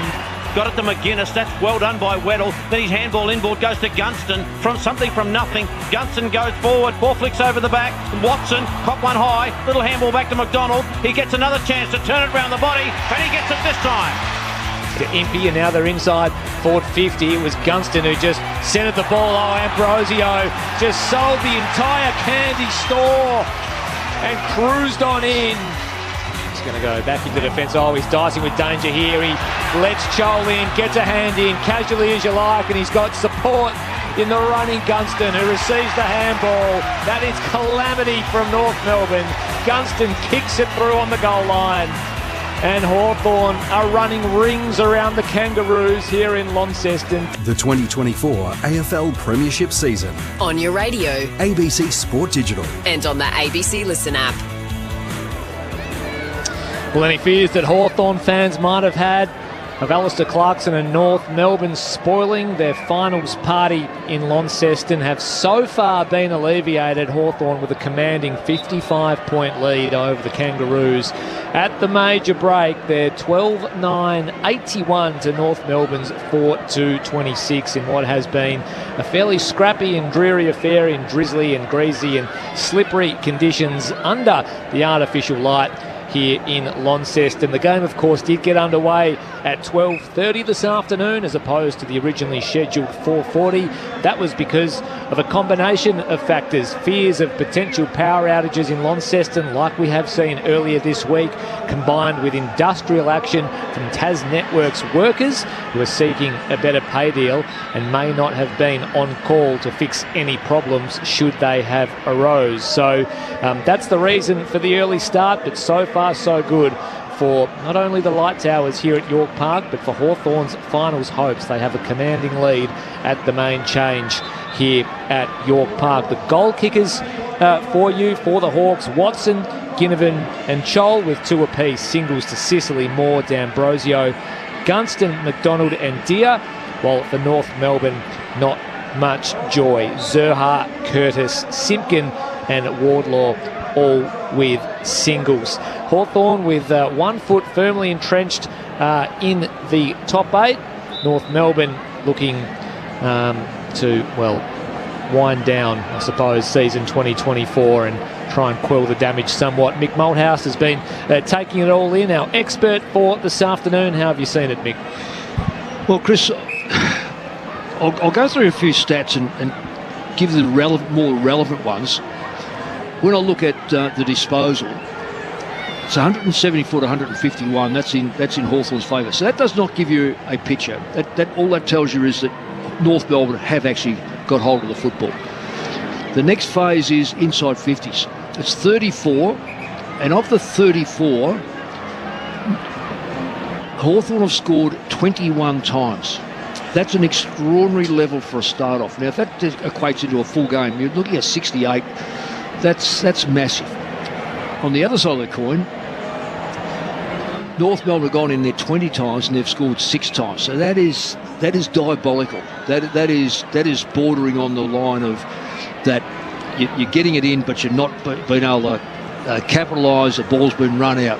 The next one is, and I know these are, the efficiency rate. We won't worry about that too much. We'll look at the stoppages. Hit-outs are roughly the same, but the clearances 27 to 15. So that's Hawthorn's favour. And when Hawthorn break from the stoppages, sometimes these are misleading. Sometimes you can go, oh, look, it's 27 to 15, but they're just a quick kick out and it comes back at you, or it's a smother, or it's a hand pass out, doesn't go anywhere. Hawthorn, when they clear the football, they are clearing it with such aplomb. They are finding targets further afield. They're breaking away from the stoppage. They're able to break out of their back line, or into the corridor, or even into the forward line. So all those stats so far are very much, not only are they in the favour of Hawthorn, they are utilising those stats. Then you look at contested possessions. Contested possession is, to me, a good indicator of how switched on you are and how hard you want to work. Hawthorn have dominated the game, but they've also had 72 to 61 contested possessions. Now, some sides are not a contested team. Some teams, like the Bulldogs. Bulldogs are a contested football side. They love the contest in and around the stoppage. Whereas you look at, say, a Geelong, they would rather get the ball outside, run the football, use the football to Cameron or Hawkins, etc., etc. So there is distinction. Some sides like a little bit of a crossover, but Hawthorn, with their bullocking work, they don't mind a contested football. And if you don't match in contested football, you are in all sorts. And at the moment, Hawthorn are winning that as well. I was going to ask you one little favour there, Chris, if you can just look up for me. And I know we don't have weights, we're not allowed to use weights and this sort of stuff, but I just looked at Meek. He is what Hawthorn need for, and I'm going to ask you about his height compared to Cherry's height. And I reckon that they almost go hand in hand, but we'll start to guess weight. I reckon he'd have to be probably 115 kilos, and we're only going to guess the weight, but he is I thought Cherry might take him to the cleaners today, but that hasn't been the case. They've held their line, both of them. Cherry's been fantastic, I've got to say, for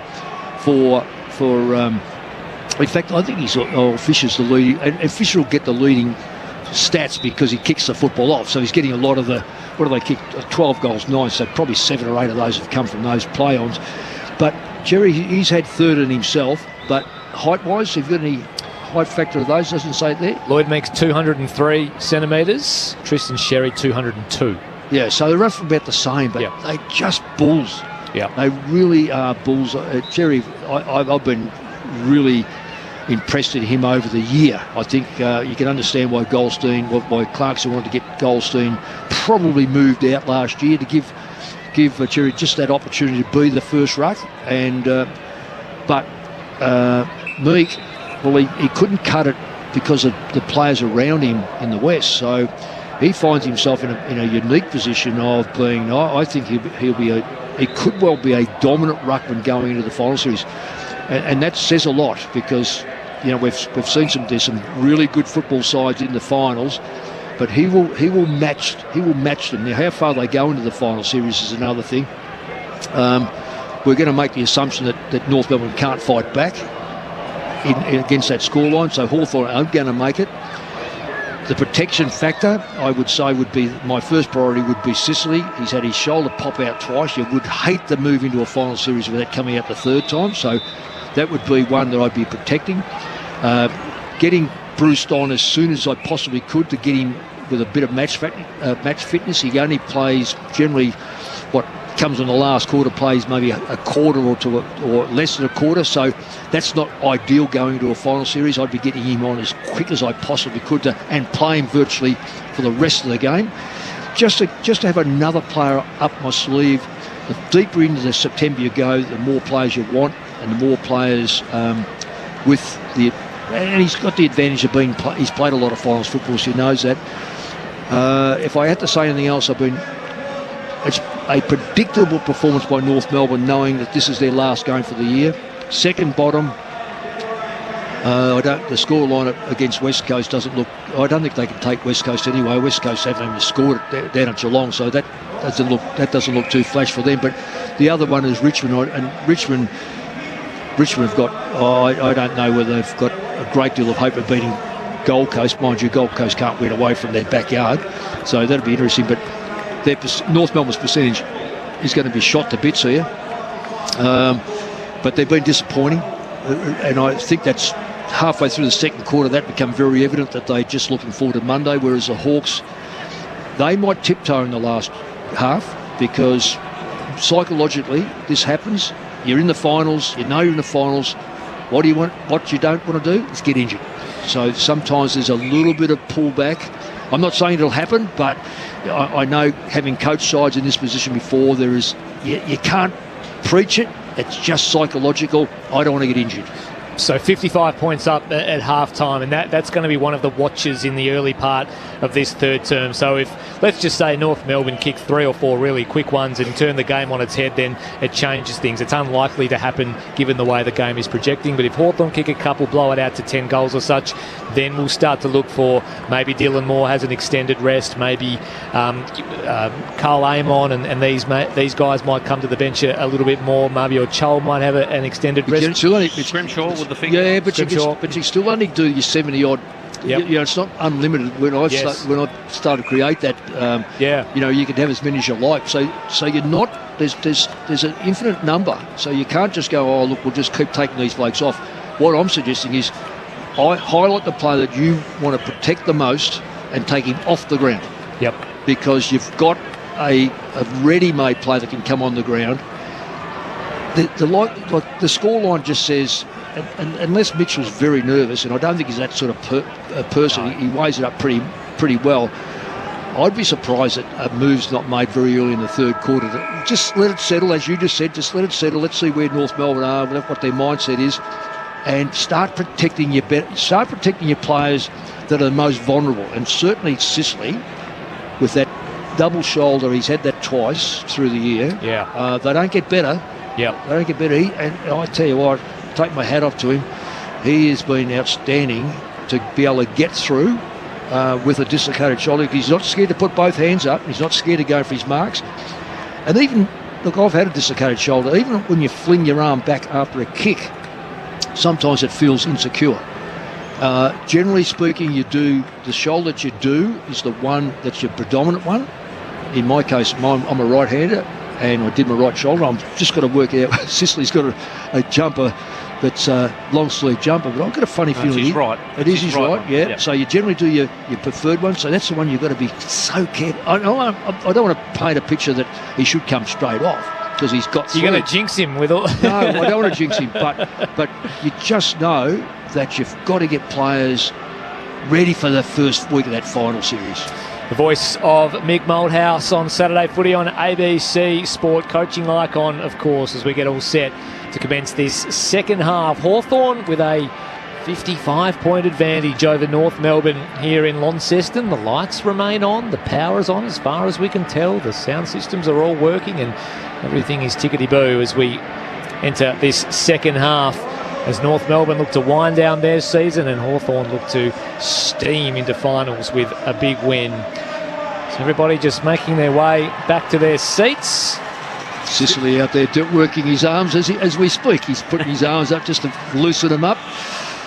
Still a little bit drizzly and greasy here in Launceston. That has certainly persisted throughout the afternoon. So the Hawks with a handy advantage, 12-9-81. North Melbourne 4-2-26. Ball held aloft. You're with Michael Maney for the second half. 55-point lead to Hawthorn. Sherry got the knockdown taken by Newcomb. Newcomb, a nice little sidestep, gets it to Meek, and he was hammered at the end of that, was Newcomb, and it's come back to him for a free kick, but that penalises the team moving forward, doesn't it? Are they going to give a free kick down? No, they're going to bring it back. That is quite extraordinary. That might have just come before the ball was kicked. Oh yeah, but that ball was in the air. What a technical situation. So Meek goes in short, that's okay, and finds Newcomb. At 20 seconds, the man up, and they still find a target 20 metres in front of the ruck, and North aren't switched on. Newcomb goes out wide and sees Sicily, who's run from half back. Curtis couldn't go with him, and Sicily marks right in front of the scoreboard on the outer side. The Hawks going to the Invermay end of the ground to your left of your radio dial. I reckon he'll have a shot here because he's not went over here before. He is a 50+. He's a 55-metre kicker, even with a wet ball, Sicily. There's no doubt he'll have a ping at this. Going to get a bit of a wind up here, James Sicily. As I said, booted 3 goals here last time. He's got an awful lot of that. It's a wonderful looking kick. It's just away. Got the distance easily and just drifted across the face of goal. So the Hawks move to 12-10-82. North Melbourne 4-2-26. What's that guy, Michael? 55, 56 metres? Yeah, easy. Yeah. Easy. 56 points the margin as McKercher brings things in from fullback for North Melbourne, looking for Cherry over his head. Impey will arrive to the footy first. In fact, it was just knocked out of his grasp by Teakle. Eventually he gets it, feeds an underground handball to D'Ambrosio. He's got Meek for company, back to D'Ambrosio, hassled by Shields, who looks to have the job on the wingman, does Liam Shields in his final game, and it trickles out of bounds for a boundary throw-in at left half forward for the Hawks. If it's set up here, Hawthorn will get on the defensive side with their numbers, and if the clearance comes, they'll go through the middle and open the game right up too easily. Here comes Meek at the front. Zerha just missed it on the way through. Moore couldn't bring it under his control. Either could Nash. Over it goes. Another boundary throw-in.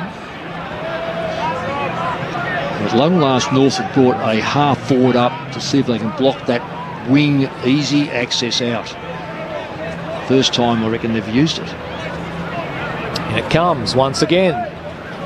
So this time Sherry trying to take it out of the ruck. Might have got Nash high. Umpire said he did.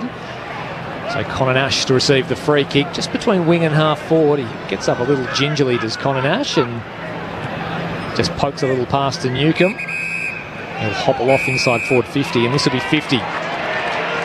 So against George Wardlaw for just overstepping the mark, George Wardlaw looks on in disbelief. What have I done there, umpire, he says. And John Newcomb will be marched well and truly inside 50. Well and truly inside scoring range for the first goal of the third term. Didn't affect anything. It was over officious, isn't it? Totally over officious. Totally over officious. That rule is got to be the lamppost rule. So John Newcomb can extend the margin back beyond 10 goals. He's lining up to kick around the corner here, is John Newcomb. He's on a 45-ish degree angle, steps inside, kicks around the body, and that's exactly why. Never looked like missing from John Newcomb. His first of the afternoon, and Hawthorn strike early via a pretty contentious 50-metre penalty, I would have thought. I've seen far worse, and the umpires have become a little bit more lenient, but for some reason or another, some just like that one there, which didn't change the course of play, didn't affect the play with the football, didn't affect the team, and didn't run over the mark, or what he's blinked or something. 13-10-88 Hawthorn. North Melbourne 4-2-26. 4.5 gone third term. As we go back into the middle, and Connor Nash emerged a little gingerly as well, so we'll keep an eye on him. Luke Bruce warms up on the boundary. 10th goal scorer for Hawthorn today. Up it goes. Taking it out the ruck was Sherry. Got it to Davies-Uniacke. Pushing off was Zerha, who just nudged Amon under the ball. And Zerha's about 60 from goal. Plays on. Goes out wide. Not his best kick, one would have to say. And it just hits the ground and then just spurts away. And it's a bare boundary throw. I've just got to ask the question why North don't get Larky further up the ground. He is being starved to death down there. I think he's had one possession, and whatever he's had, it's not enough. And he could do a lot better up the ground. Both their key forwards haven't had many possessions because Teakle's only had one. Taken out of the ruck by Meek. His kick was smothered. In comes Sherry. Nice little handball away to Hansen. Hansen's slip foot snap hits the post. Not much going right for the Kangaroos this afternoon, but they're on the board in the third term. 4-3-27. Hawthorn 13-10-88. 5.5 gone. Yeah, Larky, one possession. Bring him up the ground. Get him involved. He's big, he's tall, he creates an opportunity. sitting back at full forward and the ball just comes in the manner it is, it's going to destroy his confidence, number one, and he's going to have doubts about his teammate. You've got to improve that so he feels as if he's got some sweat and dirt on him because of how hard he's worked. Scrimshaw picks out Amon with the short pass out of full back. He gets onto his left boot and gets things moving immediately up the line. Wanted Watson, but it was Gunston arriving, taking possession of the footy, but wrapped up by McDonald. We'll have a ball up between wing and half forward. Hawthorn attacking zone. Gunston looks like he's just moving so much better in the last 6 weeks. He's fresher. Off the ruck contest was Simpkin, out to Wardlaw, broke away from the stoppage and sent a right football towards half forward. Bounces just inside the line. And over it goes. Andrew Cooling's on the boundary. Yeah, you mentioned Connor Nash looking a little bit ginger. He's just come off and is being assessed by the Hawthorn doctors at the moment for what looks like a right quad injury. The physio currently working on him, but he was looking very proppy. So that might be one that Hawthorn look to just shelve for the second half of this game, with things in control at this stage. Warple off the stoppage, a collision of bodies. Meek goes in hard. He's wrapped up by Pink. We'll have another stoppage, a ball up at left half back for the Hawks. Up it goes. Meek contests down to McKenzie. Throws it on the boot. High ball towards left half forward. Grappling was Gunston and McDonald. Chell came flying through. Power with the fall. Mr. Stevens with the handball. Wardlaw come crashing past. It was immediately wrapped up by Gunston. Now McGuinness over to McDonald. Miss Moore with the hand pass. Tucker on hands and knees. Couldn't gain control of the footy. Got it up to Stevens. Now it's McKercher hassling McGuinness. Moore down low. Couldn't win the footy. And now the bodies just pile on top of one another. It skids out from underneath the pack over the boundary line. And another boundary throw in right where the 50 meets the boundary line. Left half forward for the Hawks. The mizzle continues here at York Park. Boundary throw-in just outside the 50, that forward 50 that Hawthorn's attacking to. Ruckman just... Now, how do you pick a free kick out of that? I mean, it's a free kick to Sherry for over the shoulder, but we move on. Sherry from just inside his defensive 50 will kick to the wing. Gets it up pretty high. Pink's going to have to fly. Thumping it away was Weddle. Front and square was McGuinness. Just got a bad bounce. Crowd calls ball. In goes McGuinness. Handball to Weddle. Can't knock it on to Warple. Tucker. He left it for his teammate. Not much communication there as Wardlaw gets in and dirty. McKenzie. He can't knock it out. Ginnivan, he overruns it. Wardlaw again with a handball to Davies Uniacke. He runs past it. Now taken by Sicily. And then in the end, McKenzie gets a free go at it. His kick bounces. Gunston taken now by McDonald for North Melbourne, and the Kangaroos are out. Scott breaks to the outer side. He waits for it to bounce a couple of times, and he couldn't bring it under his control either. A slippery old footy. He had a paddock of space, and he ends up fumbling it over the boundary line for another ball in. Centre wing outer side. Sad looking at a side that's just running out to Monday. Get into their costumes, and Hawthorn, who know they're in the... Well, now they know they're in the finals. So off the stoppage, it was McKenzie to D'Ambrosio. Inside 50 go the Hawks. Ginnivan over the back, just fisted it down into the path of Deer, who went in after it at ground level. It's all locked up. And still see Larkey, the last line for North Melbourne, miles off the ball and not involved. One possession. Up it goes as the Rucks lock in once again, and Warple just palmed it, guided it down onto his boot, gained some territory. Deer gets in after it in the forward pocket, put it out in front of Connor McDonald, had his arm held on to, couldn't win a disposal, hacked out of there by Bailey Scott of North Melbourne. It spins over the boundary line, insufficient intent. Right. You almost just instantly know now. Yeah, well why isn't it the free kick? Why isn't it in then? If your last touch, it should be a free kick, because the umpires, that's the way they've treated it. Short ball from D'Ambrosio, hits the chest of McKenzie, 65 from goal. So McKenzie will just set this one up into the hot spot. Sherry front spot, stood tall, couldn't complete the mark at ground level. Connor McDonald feeds it out to Newcomb, goes one way then the other. McKenzie high up and under towards goal. Meek and Sherry battle. They split the contest, knocked down towards the boundary line and seen over by Davies Uniacke. Ball in, deep in attack for the Hawks. 13-10-88. North Melbourne 4-3-27. 10.5 gone third term. Hawthorn have two blokes, two clear players. So this ball will come out. If it does, Hawthorn will send it straight back in. Here's McKercher, just grabs it off the pack and then goes with a fairly ordinary old left foot kick, and it's close to the line, stays in. Pink knocked it away from Sicily. Zerha cleaned it up. Where is the next kick going to go? That's Larkey. Larkey's just kicked it to nowhere, just a patch of grass. And he might get lucky here as it comes off Curtis and rolls out a play for a boundary throw-in. Well done by Curtis. Nowhere to go. Drewy. Nash has just come back on for the Hawks. He's got that right quad very heavily strapped, but he's going to see how he goes. He's just run back out.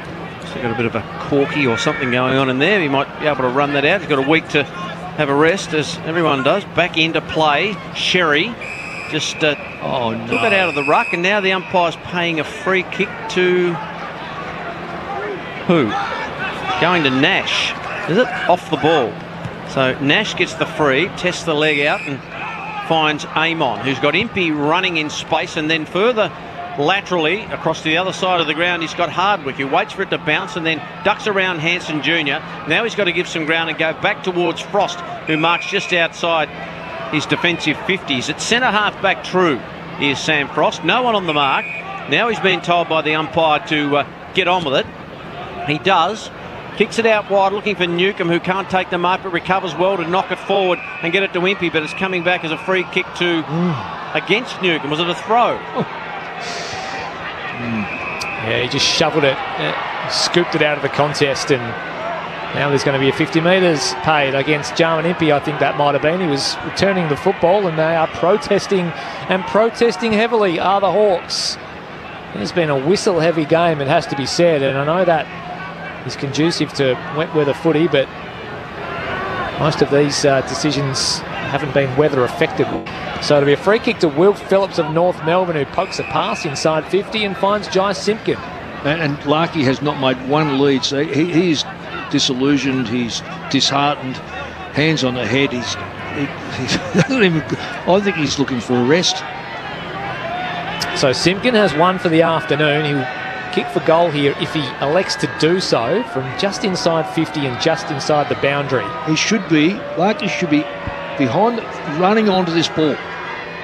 Set sail on goal is Jai Simpkin. Gee, it was a pretty good effort from Simpkin. And he's kicked goal number 2 for the afternoon. He's been a pretty good contributor for North Melbourne this afternoon and pops through his second from the tight angle. 13-10-88 Hawthorn. North Melbourne 5-3-33. 13.5 gone in this third term. Oh, there's no doubt that was an excellent goal, but I'm going to paint the picture for those that aren't here. Their leading goal kicker, their main scoring player, Larkey, in fact, he's going into the ruck, which is a good sign.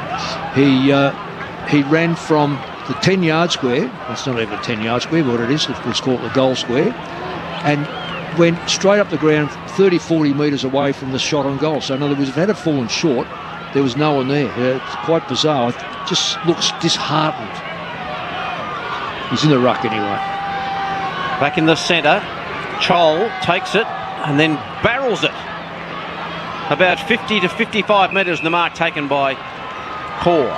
So Core for North Melbourne boots it out wide to Larkey, who's running into space, and he takes the mark. That's good. He's in the bowl. He's involved. He can now know that he hasn't got someone sitting on his shoulder. He can create some play. And he does that. Goes short. Mark not paid to Fisher because it didn't go the required distance. Taken by McKercher. Gets it to Core. So Core kicks it up really high. At the back, Hardwick. Drury did well, roving it nicely, just puts it out in front. Ball knocked away by Scrimshaw. That might have hurt, in fact, it was McGuinness who knocked it away. Gets it from D'Ambrosio. Handball's a little bit too hot for him. Taken by Wardlaw. That was terrific play, Wardlaw, but ran out of real estate, and it'll be a boundary throw-in. Drury's kick wasn't too bad, but the fist from McGuinness was excellent. That's a good call by Wardlaw. He's solid set play. He looks an unlikely player, but he just knows where the football is, and he's so tough, and his centre of gravity is outstanding, so he holds his feet. Boundary throw-in, right half forward for the Roos, knocked down by Larkey. Nash goes in after it, locks it up at ground level, feeds it out to Newcomb, now over the top to Weddle, who can get it and go. Weddle gallops, he goes and takes a bounce, puts the pedal to the Weddle, 2 bounces inside 50, then completely muffs the kick. It was along the ground grubber, but they're not out of trouble here yet. North Melbourne clearing ball only as far as Deer, had one bite of the cherry, then couldn't complete it. Simpkin arrives on the scene, holds it in. And gee, that would have been something from Weddle. Just fluffed his lines right at the ends.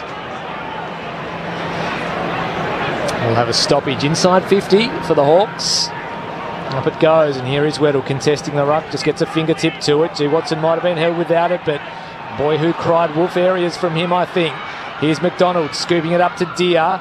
Out now to Watson, waits for it to bounce, shoots out a handball to Nash, pokes a pass back to D'Ambrosio, just through his fingers, couldn't handle the slippery ball, got it to Morrison, he was knocked off his kick, back to Nash, and he's just harassed by Simpkin, and out it goes. Drew Cooling is on the boundary with an injury update. Dylan Moore's just been having his left hand worked on by the doctors for the past few minutes. A bit of strapping going on there, some work done on a couple of fingers there. He's taken his spot on the bench, but Luke Brewster's been increasing his warm-up work in the last few minutes. He's had a couple to deal with there, with Nash and now Moore from the boundary throw-in. D'Ambrosio wanted to get it out of bounds if he could, but then just fed it back. Phillips runs onto it.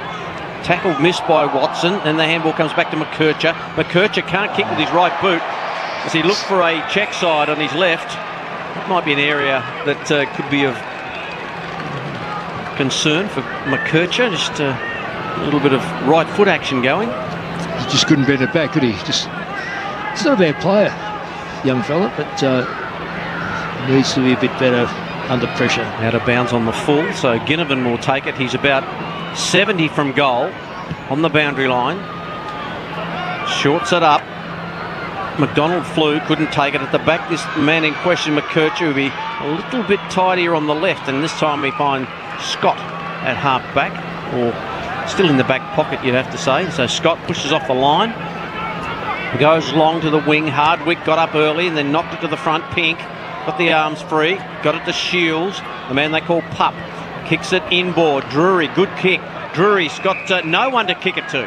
He's got to wait. He's got to wait and kick it laterally and find Stevens. And Stevens has got the mark, centre wing. Right on the logo, near side. Inside he goes to Larkey. The mark's just in front of the bullseye. Onto his right boot. Inside forward 50.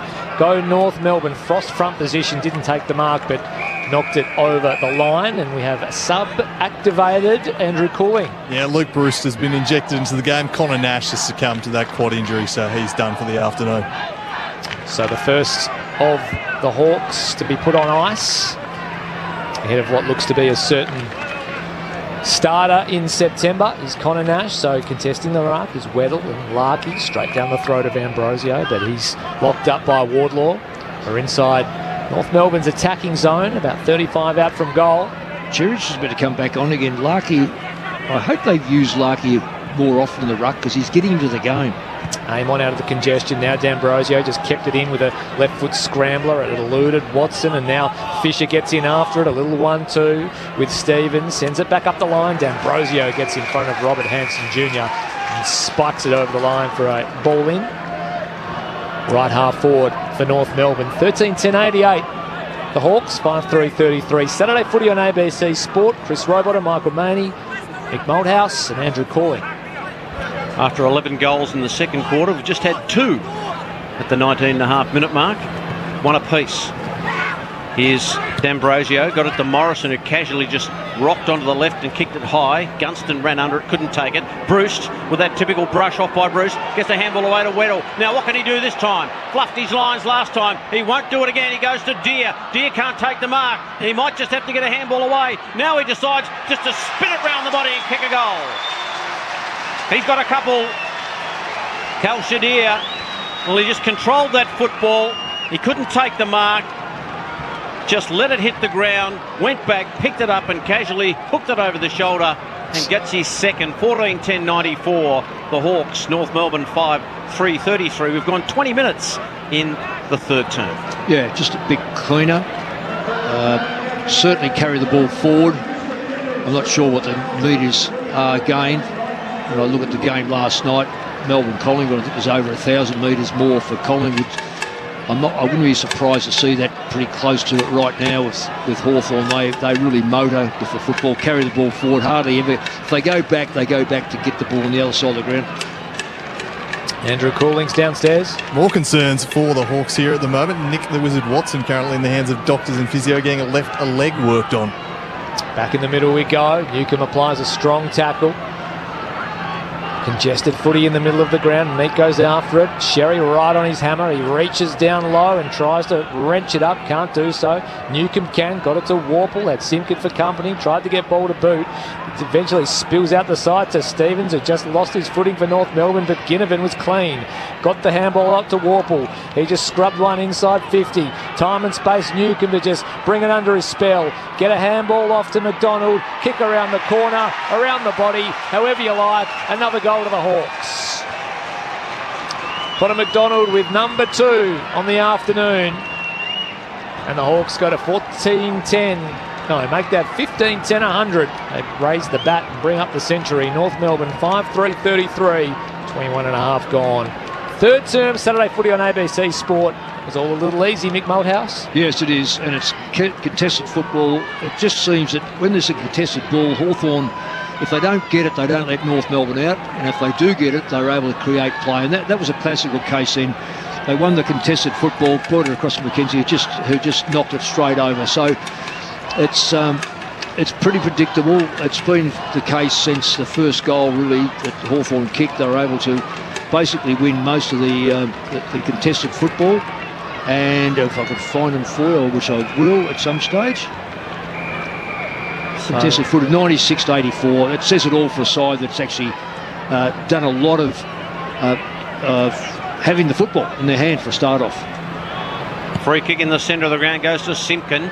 Simpkin kicks. A couple of Hawks go for it together. No one can take the mark. Zurha tries to feed the handball back, does. No one can really get clean possession. In goes Nash. In fact, it's Meek. And he just tries to surge his way out of that, but we get a stoppage. Just outside North Melbourne's attacking zone on the edge of the square. Just add on there, Michael. The total clearance was just 39-20, and there's the story.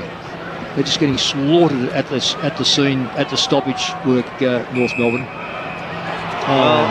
Another little ticky touchwood free kick before the umpire had even thrown the ball in the air. It goes to Sherry. They've been really plucking them today. Sherry just kicks toward the 10-yard square. Ball just thumped away. Working hard is Morrison, close to the line. It's just about out. Close to the line now it is, just outside the attacking 50 for North Melbourne. Would be a throw-in. Hawthorn 15-10-100. North Melbourne 5-3-33. The Hawks on their way to finals, and I think the first since 2018. Yeah, he's spot on. After a 0-5 start to the season. This time it's Meek getting to the front. No free kick out of this contest, somewhat surprisingly, and Morrison at the bottom of the pack. In fact, it's Warple emerging. They lock up again. Meek palms it down. Morrison knocks it away. Here's Simpkin on the outside. Feeds it back to Davies-Uniacke. Tumbler inside 50. Scrimshaw front position. Knocked away from him and over for another ball in. Inside attacking 50 for the Roos. Trailed by 67 points. 15-10-100. North Melbourne 5-3-33.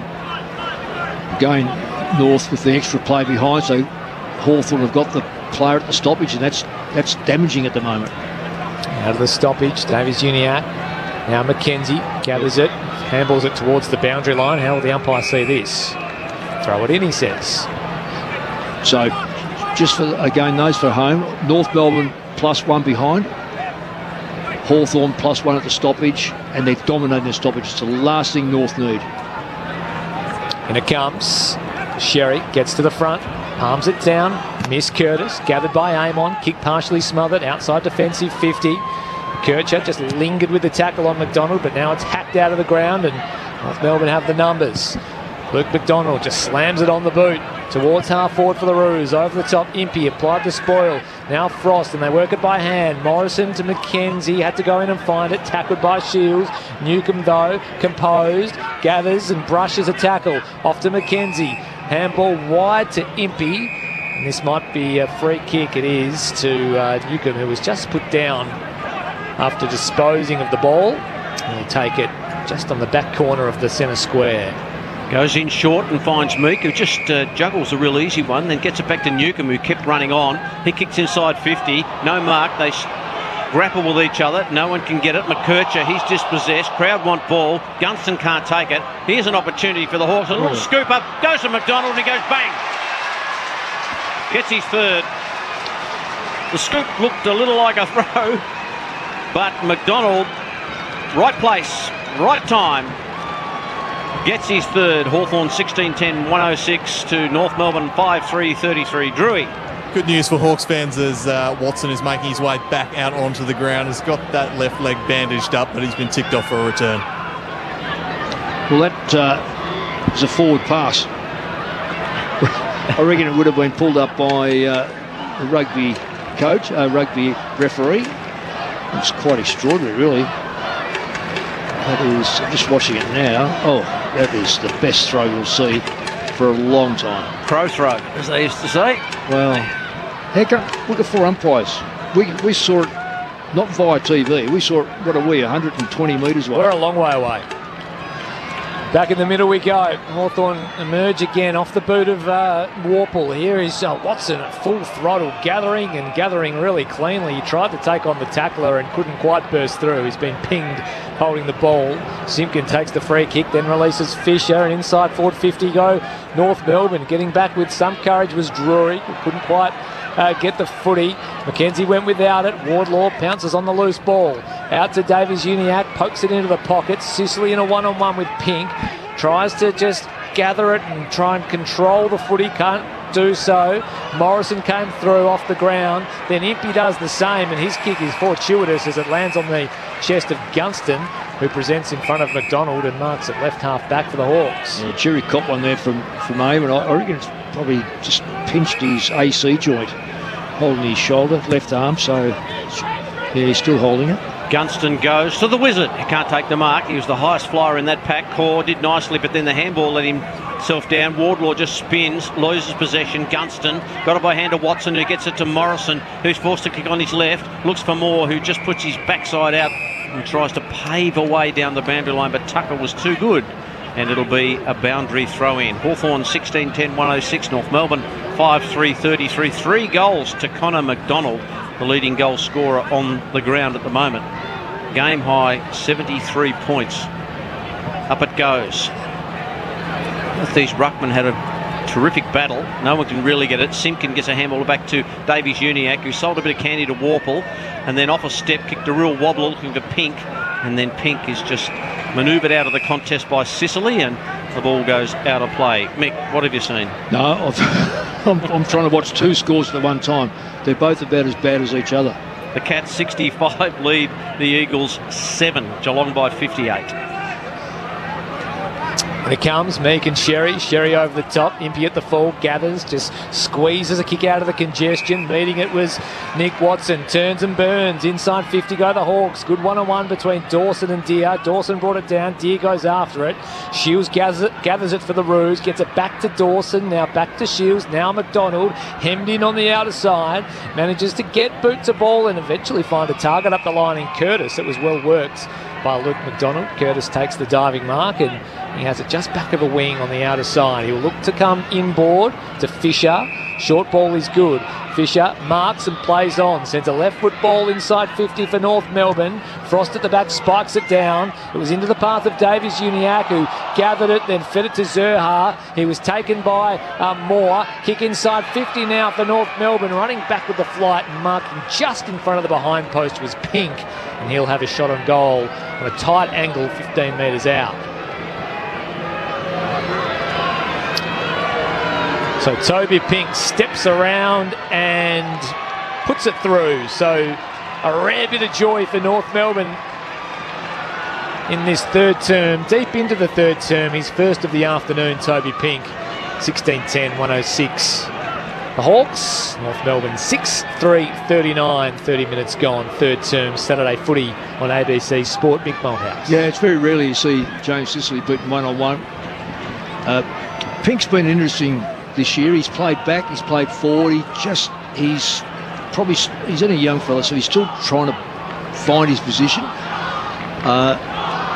You'd like to think that he's going to be a master of both, as opposed to at the moment he's just a little bit in between. But as I say, a young player. Anyway, takes a good mark, finishes off. Can't ask for any more than that, but probably a bit more consistency and a bit more strength over pre-season would help his cause as that type of positional player. 4 goals to 2 in this quarter. In favour of the Hawks from the centre. The ball was kicked forward for North Melbourne, but Scrimshaw did well. Got the kick away to the wing. Powell, who hasn't had much of it today, then drops the ball out of his hands. It is slippery out there. Then got a handball to Simpkin. Simpkin back to Scott. Scott, right on the interchange gate area, kicks forward. Ball flicks over the back. Impey back pedals and then spins and finds some space and looks for McGuinness, who picks it up on the half volley and did nicely to Warple. Warple standing still. Handball back to McGuinness. And that ball just slipping out of his grasp and goes out of play. It'll be a boundary throw-in. It's about 80 metres from the North Melbourne goal, just outside their forward 50 on the grandstand side.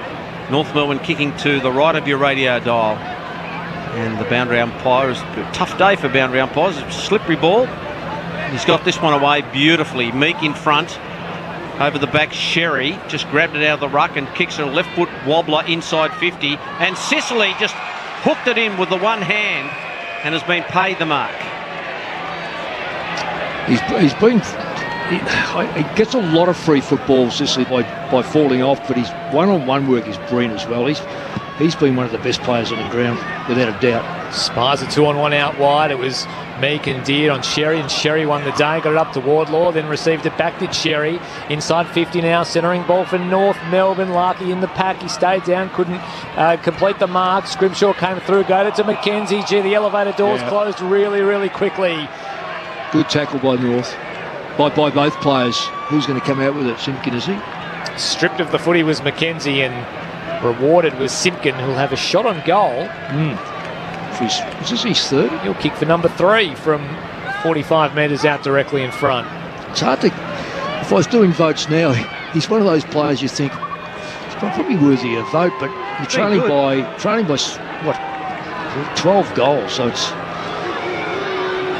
So Simpkin from just inside 50, no angle to speak of. Set sail on goal. I think he squeezed it in.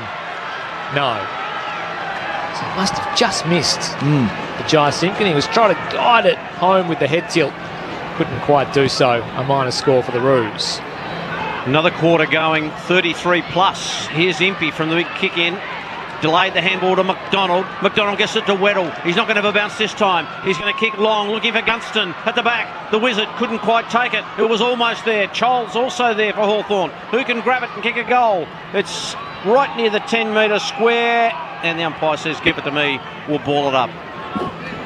It was fast movement by the Hawks. Not precise, but it's about 10 metres from their goal. Up it goes. Sherry takes it out of the ruck, then just virtually hands it straight to Gunston, and Powell takes it to the line. Boundary throw in left forward pocket. Hawthorn in attack. 34 minutes gone in the third term. 16-10, 106 to 6-4-40. The Hawks will play in September in finals football. Up it goes. Ball flicks down. Taken by Davies-Uniacke. Kicks and clears the area. Hanson Junior was there. Might get a free kick for being held onto by McDonald. And that is the case as we tick into 34 and a half in the third. Yeah, long quarters. Yeah, lots of stoppages and lots of free kicks and a few goals sprinkled in there as well, as North Melbourne work it around the outer side. Zerha receives from Davies-Uniacke. He's just back of a wing. Zerha, high, slow ball towards left half forward for North Melbourne. Over the top, Hardwick weighted down. He's over his head and spills out for a ball in. Left half forward for the Roos, who trail here in Launceston by 66 points. It's 55 points the margin at the main break, and Hawthorn have extended this third term. Sherry, uncontested out of the ruck, gave it to Shields. His little tumbler was onto the chest of Larkey, but he just dropped it at the crucial moment.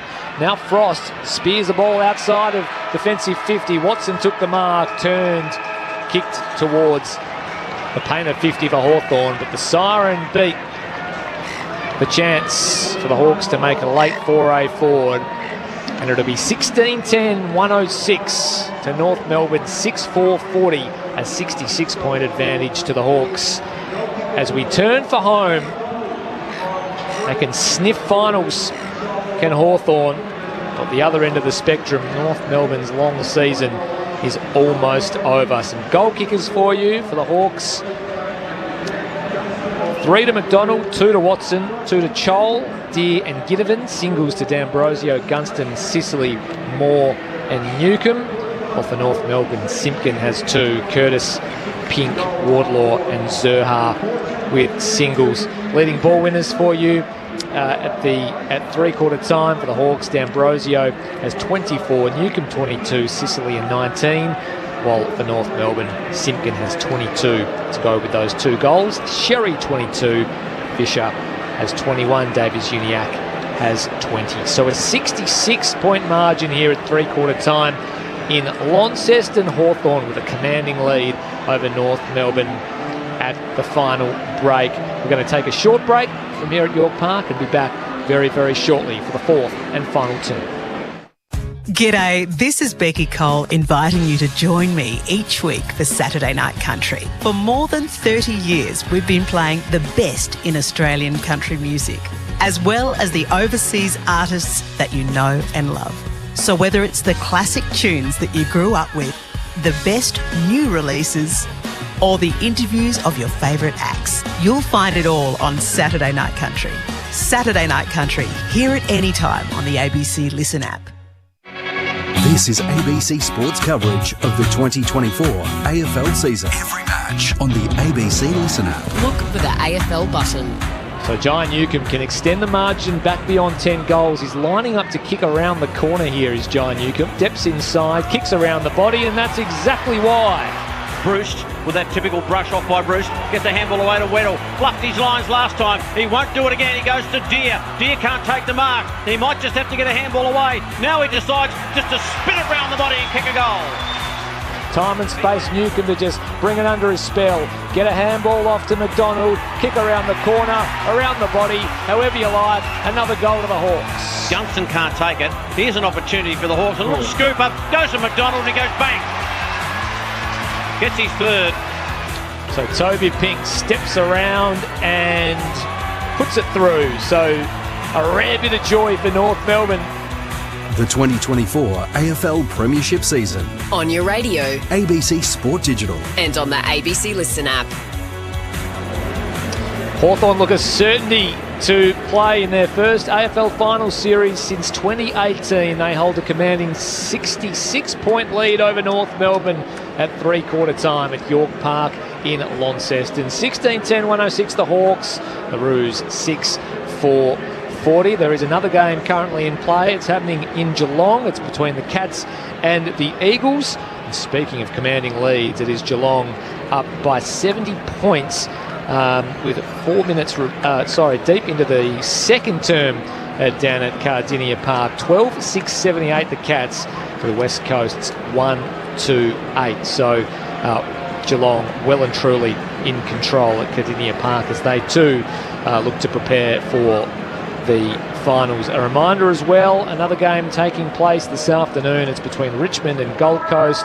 It's at the new revised time of 3:20 immediately following this game here in Launceston. Dustin Martin to farewell the Richmond faithful at the MCG, where he provided them with so many magical memories over the past 10 or 12 years or so. But right here, right now, Hawthorn have a job to complete. They're 66 points to the good against the Roos. We've seen one substitution made. Both teams have made their substitution. Jackson Archer was very early for North Melbourne out with a hamstring injury, with Blake Drury injected into the game. Connor Nash, the concern for Hawthorn, being taken from the ground with a quad injury. He was replaced by Luke Bruce. Mick Moldhouse, it'd be well and truly time to start managing things and preserving your squad with finals orbit assured. 66 points up going into the last. Yeah, well, that's hard, Chris, now that they've used their sub. Yes, you'll use the bench. You're restricted by numbers, so you've got to be careful how you use the bench now. I'm not sure how many, in fact, I could easily find out how many they've got left, but 57, so they've got about 20-odd left, Hawthorn, in terms of rotations. But more importantly now, it's just being able to not be silly, still play hard football, because the moment you start to go half-hearted at a football, that's when you do get injured. Play the quarter to win the quarter. Play the quarter to get the game up and running. I'll say something about the comp this stage before it starts. This tells me, with the 2 games that we've been seeing and the game last night, that's 3 games, the season is too long. Sides give it in. If you keep it, less is best, not more is better. Last night Melbourne they turned their toes up. North Melbourne have certainly done that. Clearly West Coast are doing it. Too many games anyway. I'll get back to this game, and North Melbourne can finish off with a flurry if they're prepared to put their body over it, and Hawthorn to stay safe. Well, let's see how North Melbourne do finish off their season. Let's see if Hawthorn can continue to really turn the screws. A foray forward from the boot of Ginnivan was over the head of Dylan Moore, and an early ball in deep in the right forward pocket for the Hawks as they charge towards September. And it's been an amazing story from zip and 5 and all sorts of questions over the Hawks to finals bound as Sherry wins it down in front of Chull. Wardlaw took it. He took on Bruce. He took on Dylan Moore as well, and it's brought to ground, and the umpire says you bit off more than you could chew, young Wardlaw. Yeah, give him another couple of seasons and he may well get through there, but tackling these days, they don't let you go, especially the Hawks. Good tackling sides playing off in September, and they are one of them. So there's a free kick every day of the week trying to charge through there. As much as he's built like a rhino, very strong, but equally strong to the Hawthorn boy. So Dylan Moore, for his second of the afternoon, he kept it really low and he stabbed at it and crashed it into the post. So unable to add to his tally was Dylan Moore, a minor score to kick things off in this 4th and final term. 16-11-107 the Hawks, North Melbourne 6-4-40. Long kick goes to half back. Pink trying to keep it in close to the line. It'll be a boundary throw in. 67 points the margin. 16-11-107 Hawthorn, North Melbourne 6-4-40. A rare miss for Dylan Moore. Doesn't miss too many. No, he does not. It's the 1 goal today. Been down a little bit in the boundary throw in. Sicily really take possession. Didn't want to take possession. Mackenzie feeds the handball back out toward McGuinness, now to Morrison, who hacks it inside 50. Gunston's in the front. Chol tried to get a little toe poke away. Paul's kick was smothered. Another little quick kick out of there. Ends up with Weddle. Weddle decides on a long range check side. Banana, call it what you like, wherever you come from. The ball's punched away. Bruce couldn't get near it. Ginnivan, little handball away to a teammate. Ends up with Gunston. Gunston tries to feed it underground. And it'll be a boundary throw in right forward pocket. The Hawks in attack. And that drizzle looks like it's just slightly still there, but it's not too significant. So the boundary throw in. Weddle in the ruck up against Sherry. Both get a piece of it. Taken by Weddle. He's tackled the ground. It'll be a ball up. If you just have a look at the Hawthorn back line, they are right on the 50-metre line. That ball comes out, they'll kick the ball back, but they've got the safety right back on the centre of the ground. It's a fantastic setup by the Hawks. Weddle does the ruck work, palms it down, and bodies converge, lock it in. It's another stoppage. 2 layers they've got. 2 layers of 3 plus the extra sitting behind the ball. Sherry down into the path of Bruce. Couldn't get away from Bailey Scott. Ridden into the ground. Another ball up. So 15 metres out from Hawthorn's goal. 67 the margin. Weddle and Sherry. Sherry tries to control it and take it out of the ruck. Wardlaw there. Out to Powell, whose kick was partially smothered. Free kick in the congestion and the commotion. It might go to Wardlaw. He was held onto. A Ginnivan tackle just lingered. So Wardlaw, last line of defence for North Melbourne. Just got to get the ball clear of this. No mucking around with it. Have a contest outside 50 because where they constantly lose the ball. That's where he goes, but it was through the fingers of Zerha, gathered by Newcomb off to Impey, now Sicily. His handball was a little heavy for McKenzie, who had to go and find it. Rode the Davies-Uniacke tackle. Ambrosio came in and lent a hand and shot it off to Amon, who went wide to Impey. He's 65 from goal. Tried to go inside before electing to go back outside where McGuinness awaited the handball receive. Gathered, sent a ball goalward off hands and over the line for a boundary throw-in. Deep in attack for the Hawks. Left forward pocket. Hawthorn kicking to the right of your radio dial to the city end of York Park. Sherry had his hands on it first. Weddle just rides him to ground. And he's taken to the turf, and it'll be a ball up. The Hawks pressing, lead by 67 at this point. It's been all Hawthorn in this last term, not so much on the scoreboard, but it's been played in their forward half for most of the 5 minutes we've been going. It's just knocked over again. It'll be another boundary throw in. Another chance for a setup. As Hawthorn's got Hardwick in the centre of the ground, the lone ranger there, so if it comes out quickly, Hardwick's your man from the boundary throw-in. Taken by Moore. He snaps. He goes. Stoppage goal. Another one to the Hawks. Dylan Moore missed one earlier, hit the post. He's pretty good around the goals. And Hawthorn get a 17, 11, 1-1-3. The North Melbourne 6-4-40, and Weddle was the man. Unlikely ruckman, but managed to just get it into the path of Moore, and that was the end of that. Yeah, and I don't say North Melbourne were out of position, because they weren't out of position. It was just really good positioning by Moore, who sat right on the shoulder of the ruckman. So the ball dropping at the back meant that there was no space for a defender to work with, and he cut through and found his own space, and a North Melbourne player sat off and paid a penalty, but they weren't out of position. 73 points the margin here in Launceston. Out of the middle goes McGuinness for the Hawks. Didn't quite get the connection on the kick. It just goes high up and under towards half forward, where Core took the contested mark for North Melbourne. Flares it wide to Davies-Uniacke, who marks the centre wing out of sight. Just so slow moving the ball, North. Really slow.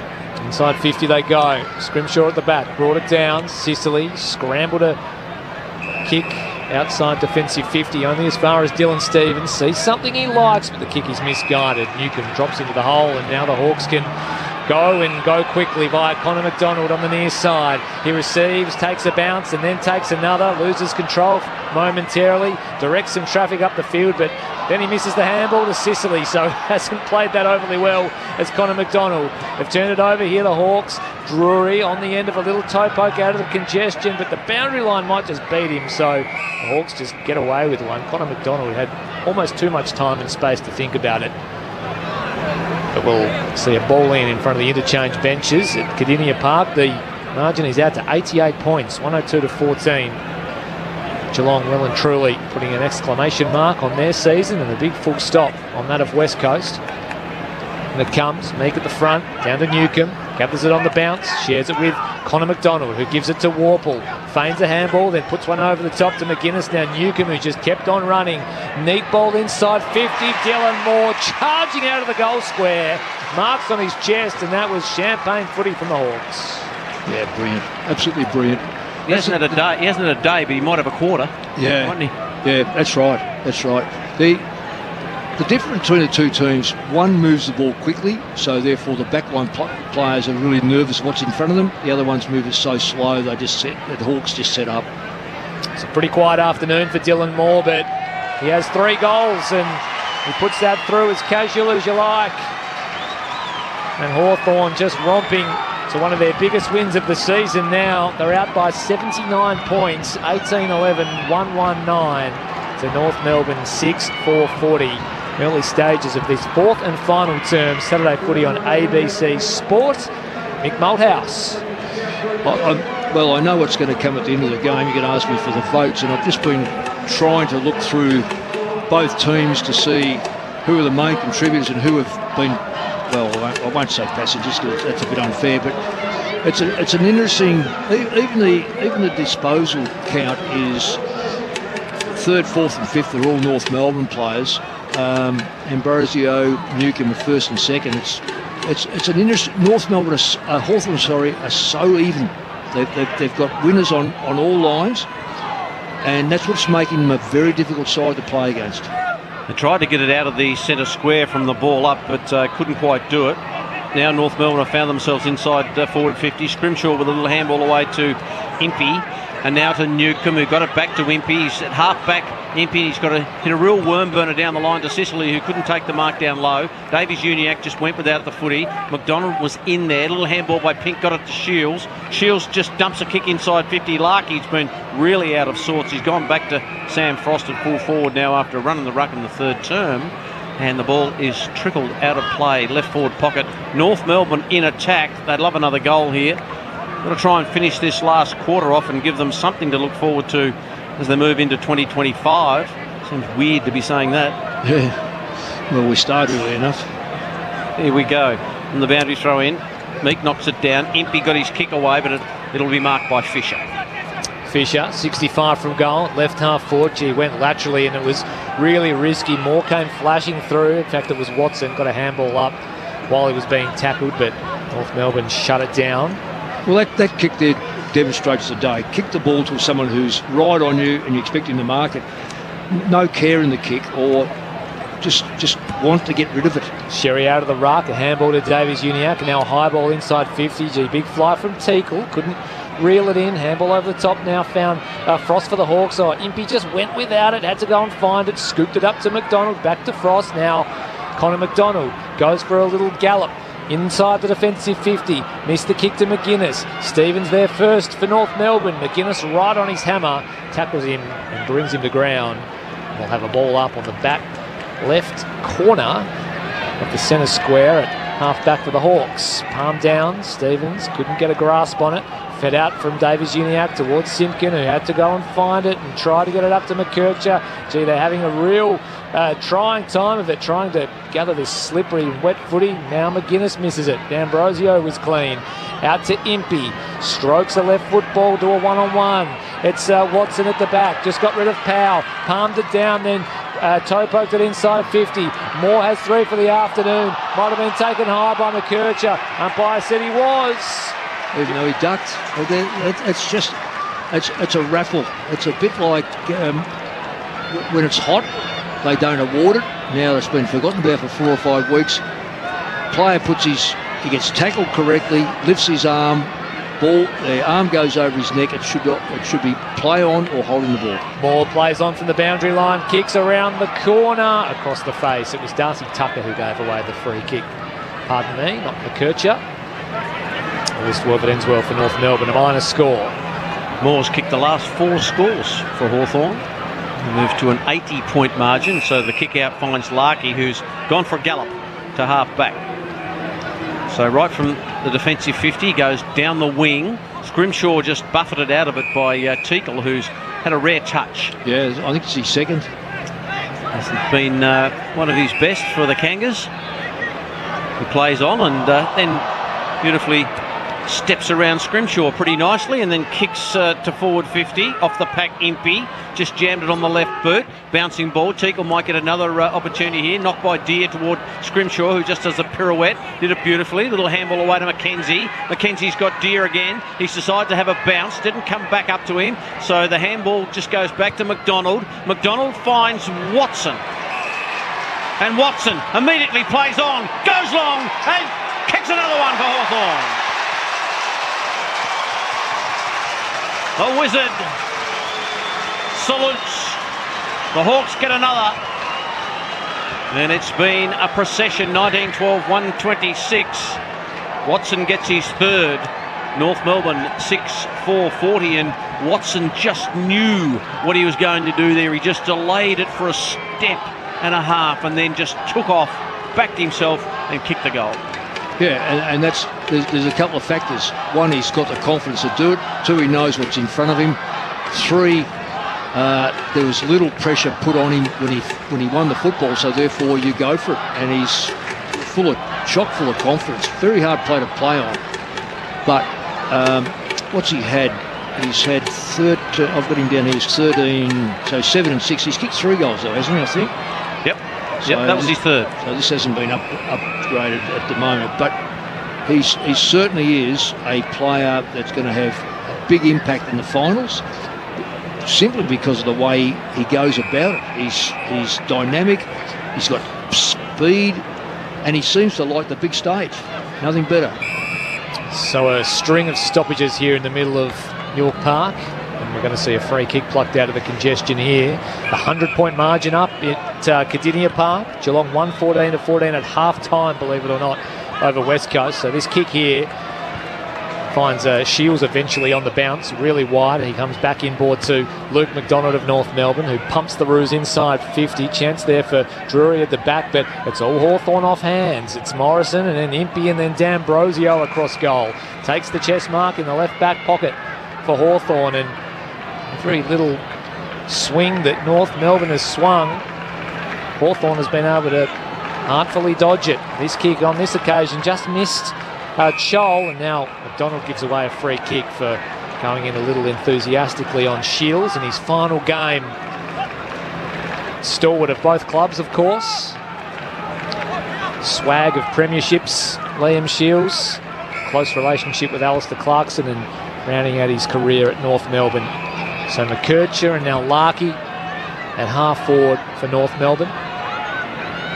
Little pass inboard is good to Simpkin.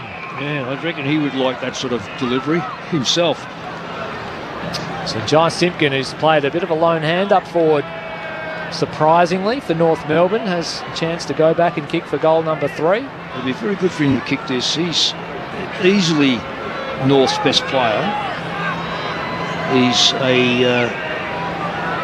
disciplined. He's had 9 tackles too, which is quite amazing. 24 disposals and 2 goals for Jai Simpkin as he leans back on this one and make that 25 and 3 for Jai Simpkin, who can hold his head high on what has been a pretty dirty day for North Melbourne. So 19-12, 126 the Hawks, 7-4-46 North Melbourne. 16 and a half gone, 4th and final term. Saturday footy on ABC Sport. Well, I think you get to the stage as a coach, you think, okay, enough's enough. We've won the game. There's nothing else to achieve whatsoever. And whatsoever. The percentage is not going to change dramatically. The only thing that can happen is someone goes down. You really sit in that box just fretting over the last 10 minutes of the game. That's the worry. From the ball up in the middle, free kick is going to Chol. Should free kick himself at umpire. It was a shocking bounce. Yeah, that'll be the next trick. Chol goes in short, finds McKenzie. So he's still in the centre square, is Cameron McKenzie. Where does he go next? Not much happening in that Hawk forward line. So he's just going to sit it up and hope someone has a run and leap at it. Ball knocked down. Ginnivan front and square. Shields right there. They grab him and take him to ground. The umpire with a quick whistle says, give it to me. Liam Shields, 288 games he'll end up on for his total career. 97 goals. Amazing career. Very, very good career. Debuted in 2009. Pick 34 in the 2008 draft, and his 33rd game for North Melbourne. So a very, very good player, a good clubman. So the ball in. Hawthorn lead the contest by 80 points. Over the back, umpires found a free kick, and it's going to Weddle against Larkey. I don't know, there must have been a memo go out to all the umpires this week about Ruckman. Oh, well, if that's the case, you know they're going to be hot on it. I still don't get the free kick. I'm trying to find out why someone who's 6'6" against someone who's probably just 6 foot or 6'1". and trying to get to the football. 13th disposal for Josh Weddle. He kicks, he's trying to bring it around. He's not been able to do that. It's behind. Good play, Weddle. 19-13, 127 to 7-4-46. That late decision for them to trade off a draft pick or two to get Weddle in, going back a few years ago, just to elevate themselves up the draft a bit, is paying pretty good dividends at the moment. Well, it certainly is. Here is Weddle sliding in and taking a really good mark out of the Bailey Scott kick from full back. He's at right half forward. He's Weddle, a little too far out to score, but he'll just set it up. Chol in the general area, brought it down. Ambrosio at the fall. D'Ambrosio with the goal. Yeah. He's so clean, is this young man. They got him for chips from Essendon. Yeah. And what a season he's having. He adds to his tally for the afternoon, a second major. And Hawthorn go to 2013, 133. North Melbourne 7-4-46. It is a rout in Launceston. Why did they get 8 minutes remaining? Sorry, Chris. Why did they move him? Do you know why? Essendon were offering him a 1-year deal, and Hawthorn offered him two or three. Yeah. Well, they'll be offering him a bit more now. I got him best on the ground today because when the game in the first half needed to be probably established and determined what you want to do, he was clearly the player. Well, not clearly. He was probably the best at the time, and he just keeps using the ball, finishing. I'm staggered that a side like Essendon would move him on. Back in the centre, and it ends up with Mackenzie from Newcombe, and running forward is Sicily. Pink right there with him. He's given away a free kick. I don't know where Sicily's playing. He just keeps going forward. I think he's just deciding to do whatever he likes. Here's our man D'Ambrosio looking for Meek. Ball flicked over the top. Here's Weddle. Just throws it on the boot and bounces through for goal. A bit of icing on the cake, which takes the Hawks into the 90s as far as the margin goes. Yeah. Hawthorn 21-13, 139. North Melbourne 7-4-46. Josh Weddle has been pushing away for a fair while. He finally gets his goal. It's his 10th of the season. And the Hawks boot a 5th goal in this term. 21-13, 139 to North Melbourne, 7-4-46.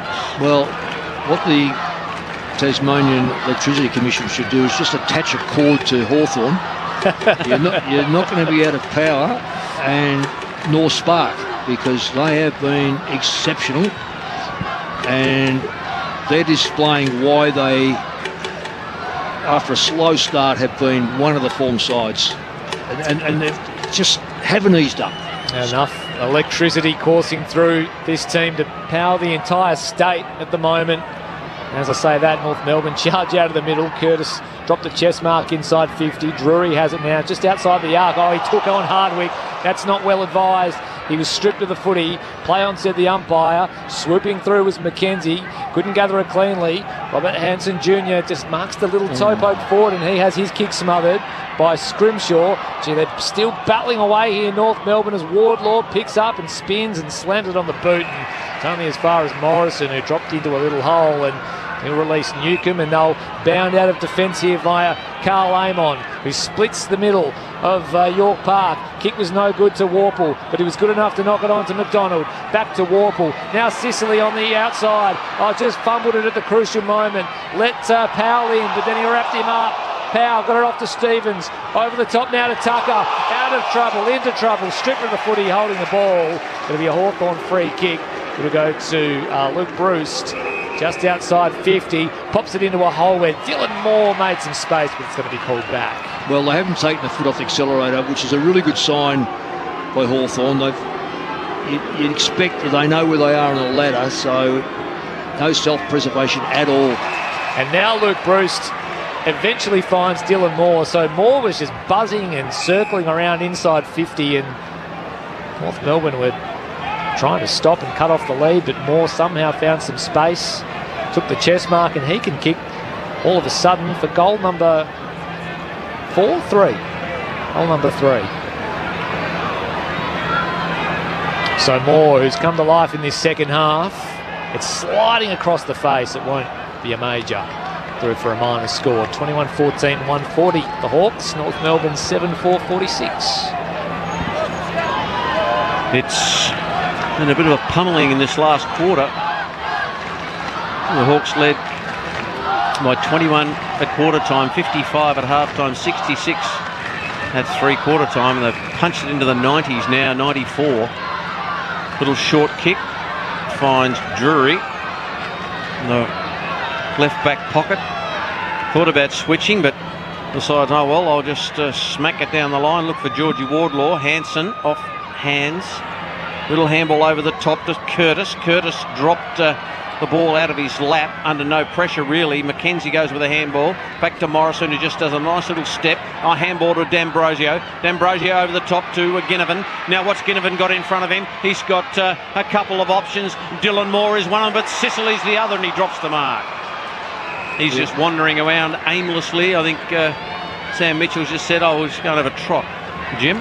Yeah, I reckon he's just lobbed into that half-forward line, which is trying to count the six backs there. Got the six backs in order, so he's obviously gone forward just to add to the goal scoring, I'd say. Sherry out of the ruck. Ginnivan was half held as he got his kick away.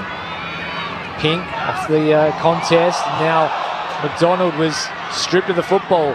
Moore, like a terrier, goes in after it. Tucker at ground level tackles him. Newcomb fires off a handball to Bruce, and he was collected high as he went hard and low and first.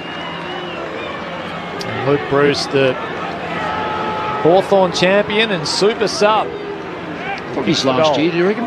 Probably. I don't think he'd like to be sitting on the bench every week. I reckon he might play another one. I think Gunston's signed for another year, hasn't he? So yeah, maybe Bruce deserved another year, perhaps. So tight angle, 35 out from goal. Bruce just in line with the goalpost and faded late and faded enough.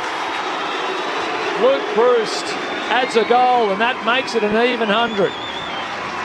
21-14, 140, 22-14, 146 to 7-4-46. Hawthorn raised the bat in Launceston. 25 and a half gone in this fourth and final term. Yeah. Well, it's I've said before, it's a long season, particularly when you're sitting near the bottom of the ladder, and it becomes a very long season for supporters and people like us sitting up here watching 100-point losses or victories, whichever way you want to look at it. I'd rather look at a 100-point victory than a loss, and we're putting up with North's, I guess, long season, a lot of dramas because of their coach, probably, but not that would have had a great impact on it, but does this show you the gulf between the two teams? It shows you the gulf between confidence and non-confidence. Well, the Hawks have taken it out of the centre again, got it inside 50 more, gets it away to Bruce. He just kicked one, he might have a second, he bounces it through.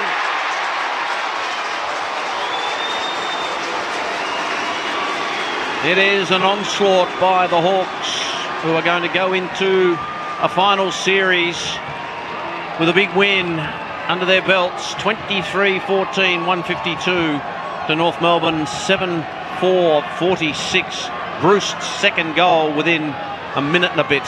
Well, all come about because of, again, a great clearance from the centre. And I've said virtually all day that the clearance rate and the perfection of the clearances is the way, the difference between the two teams. When Hawthorn clear the football, they clear it like that. They get the ball into the forward line, 6-6-6, suits a side like Hawthorn because they can virtually win one-on-ones right across the board. North Melbourne, they clear it. It's a slow, methodical thing and gives Hawthorn every chance to get back and protect. Well, the end is nigh for the Kangaroos as Wardlaw comes away, goes wide to Pink, who marks it left half forward for North Melbourne. Inside 50 go the Roos. Hansen Jr. got hands to it, brought it down to himself, gathered control of it right on the boundary, trickles it towards goal. Numbers with the Hawks. Morrison, now Newcomb. 15-metre ball is good to Warple. Now Mackenzie. They're full of runs still, Hawthorn. Short one into the middle of the ground, good to Weddle. Didn't complete the mark, but fed the handball out to Chol. He took it on the bounce, turns, looks inside 50. Dylan Moore on the chest. Yeah. North Melbourne, their minds are elsewhere. deep into this fourth and final quarter, their last of the season, with the margin at 106 points on a miserable day in Launceston. Well, it's quite sad, really, for football. This is not doing football any good. If the AFL think the length of the season is great, this is not doing football any good whatsoever. He's had a number of cracks at his third goal for the afternoon. Dylan Moore, can he make good on this attempt? He can. Raises his hand to his ear. His teammates surround him. And Dylan Moore with the third for the afternoon. 23-14, 158 to 7-4-46. Make that 24 goals for the Hawks as the scoreboard ticks over. Dylan Moore has 4 of them, and it is an avalanche here in Launceston. 2 minutes and 55 seconds remaining in North Melbourne's season, and 2 minutes and 55 seconds remaining until Hawthorn is officially confirmed as a September starter, Mick Malthouse. Yeah, well, it's not much to add on what you said, Chris. You know, it's the ease in which North Melbourne have allowed Hawthorn total access to the football, great run, and then hardly a contest, hardly one-on-ones. It's just extreme that when North Melbourne are under pressure, it's Hawthorn to bring the ball away. When Hawthorn run the football, North Melbourne can't go with them. 112 points the margin. Like this. All in the centre. There'll be another ball up. Up it goes. Sherry takes it out of the ruck. Just got his left boot to it. Only went up 10, down 10. Curtis, a little bobble taken by Davies Uniac. Just threw it on the boot. No mark. Here's Impey. Hands away to Ginnivan. Ginnivan, quick hands. Back towards McGuinness, who finds Mackenzie, and Impey just kept on running. He has a bounce right in front of us. He might have another couple if he wanted to. He decides to load up a long kick. No one can take the mark. Here's Weddle, just overran it. It's about 20 metres out from Hawthorn's goal. The umpire says, give it to me. It'll be a ball up. 24-14, 158 to 7-4-46. 112 points the margin. Hawthorn looking at its biggest win of the season. Scrappy ball, deep in attack for the Hawks. Bruce picked the pocket of his opponent. Shed a handball with Warple. Went on the outside of the boot. Squeeze it across the face of goal out on the full as it collides with the left hand behind post. Even now, with a minute to go, the instructions by the Hawthorn players is extreme. They're making sure all avenues from North Melbourne are covered. Can't get out anywhere, and even that there had to bounce over the line because the Hawks had it covered, and even behind the ball they had a +2. So if they wanted to use the corridor, they had to go through 2 Hawthorn players, which you can't do. Out of bounds on the outer side. Flinged in over the umpire's head. Sherry just got rid of Weddle. He's got out of the ruck. Gained about 35 with the kick, but straight into the lap of Scrimshaw. Across the ground to Hardwick. Into the middle of York Park to McDonald. He feeds a handball off now to Mackenzie. Dodges an opponent. Sends a ball inboard. Here's Moore again. Couldn't bite her on the second cherry. Impey paddles it out to Ginnivan. Back to Impey. Gets around a tackler. Handball back to Ginnivan. Inside 50. It's like they're looking for Moore here. He tried to take the mark. He had company. It was taken on the second bite there by his opponent in Drury, who earned himself a free kick in the process. And his short ball was intended for Tucker, but Ginnivan, just like a jack in the box, popped up, picked his pocket, sent Hawthorn forward once again. Who will be on the end of it? It'll be Sicily. A goal-mouth scramble. We'll see James Sicily kick another for the Hawks, extend the margin to 118, and put yet another exclamation mark on the end of this most stunning of victories here in Launceston. His second of the afternoon. 25-14, 164. North Melbourne 7-4-46. 53 seconds remaining here in Launceston. Saturday footy on ABC Sport. Mick Malthouse, what's going through the minds of the North Melbourne faithful right now? Well, Drury would be going, why didn't I use the ball better? Why was I lazy for the football? Mind you, he kicked the football to a player who just stood and watched it. And was it him that kicked it? Was he that Sicily kicked it? No, Sicily. Drury it was. Yeah, it was. So they pay a penalty for laziness. Pay a penalty for no intensity. 9-4 to 1 straight in the final term. Hawks kicked 9 goals in the first term against Richmond last week, so they've doubled that up. They've taken it to the wing. Ginnivan goes in short, back inboard to Warple. Warple, Scott Sicily takes the mark just outside 50 with about 30 seconds on the clock. He goes in short to Chol, and Chol takes the mark. And Mabior Chol takes his time. We're quickly going to scramble out of here, so get your votes ready, Michael Malthouse, because we're heading away to Richmond, Gold Coast. Chol is just waiting and waiting and waiting, and now the umpire's putting him back. Hawthorn by 118 points. There's the siren. Hawks will play finals for the first time since 2018. The margin at the moment here at York Park is 118 points. Mabior Chol to make it 124 from about 40 metres out. Difficult angle. Laconically goes back and says, there you go, Tasmania will finish this off in style. He boots his third, and Hawthorn have thumped North Melbourne by 124 points at York Park. 26-14, 170 to North Melbourne, 7-4-46. And we play to win, riding the bumps with a grin at Hawthorn. Come what may, you'll find us striving. Teamwork is the thing. Well, in a win reminiscent of Hawthorn's golden premiership era, they have trounced North Melbourne 26-14, 170 to 7-4-46. And with September approaching, who knows what this Hawthorn team might be able to produce. Mick Malthouse, let's get your votes nice and quickly before we throw our audience off to Richmond and Gold Coast. Yes, it's very hard to do that with Hawthorn, though. It's so complete. Apologies to Simpkin. I thought he was outstanding, but you can't get a vote in when you get beat by that many. Surprisingly, and a lot of people ask this, it will be Jack Ginnivan got one because of complete performance all over his unselfish acts, his ability to bring other teammates in. Newcomb too, thought he was fantastic at the foot of the pack, got the hard ball, got the ball out, plenty of run.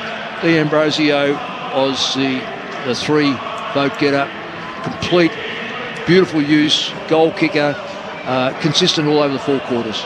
Could have been a number of Hawthorn players, but that's what I've got up with. Massimo D'Ambrosio, best on ground by Mick Malthouse in this 124-point victory. Hawthorn 26-14, 170 defeat North Melbourne 7-4-46. They're into the finals, the Hawks, in the most dramatic and extraordinary of circumstances, and they end Liam Shields' career on a pretty low note for North Melbourne, but they will acknowledge him as he comes from the ground now.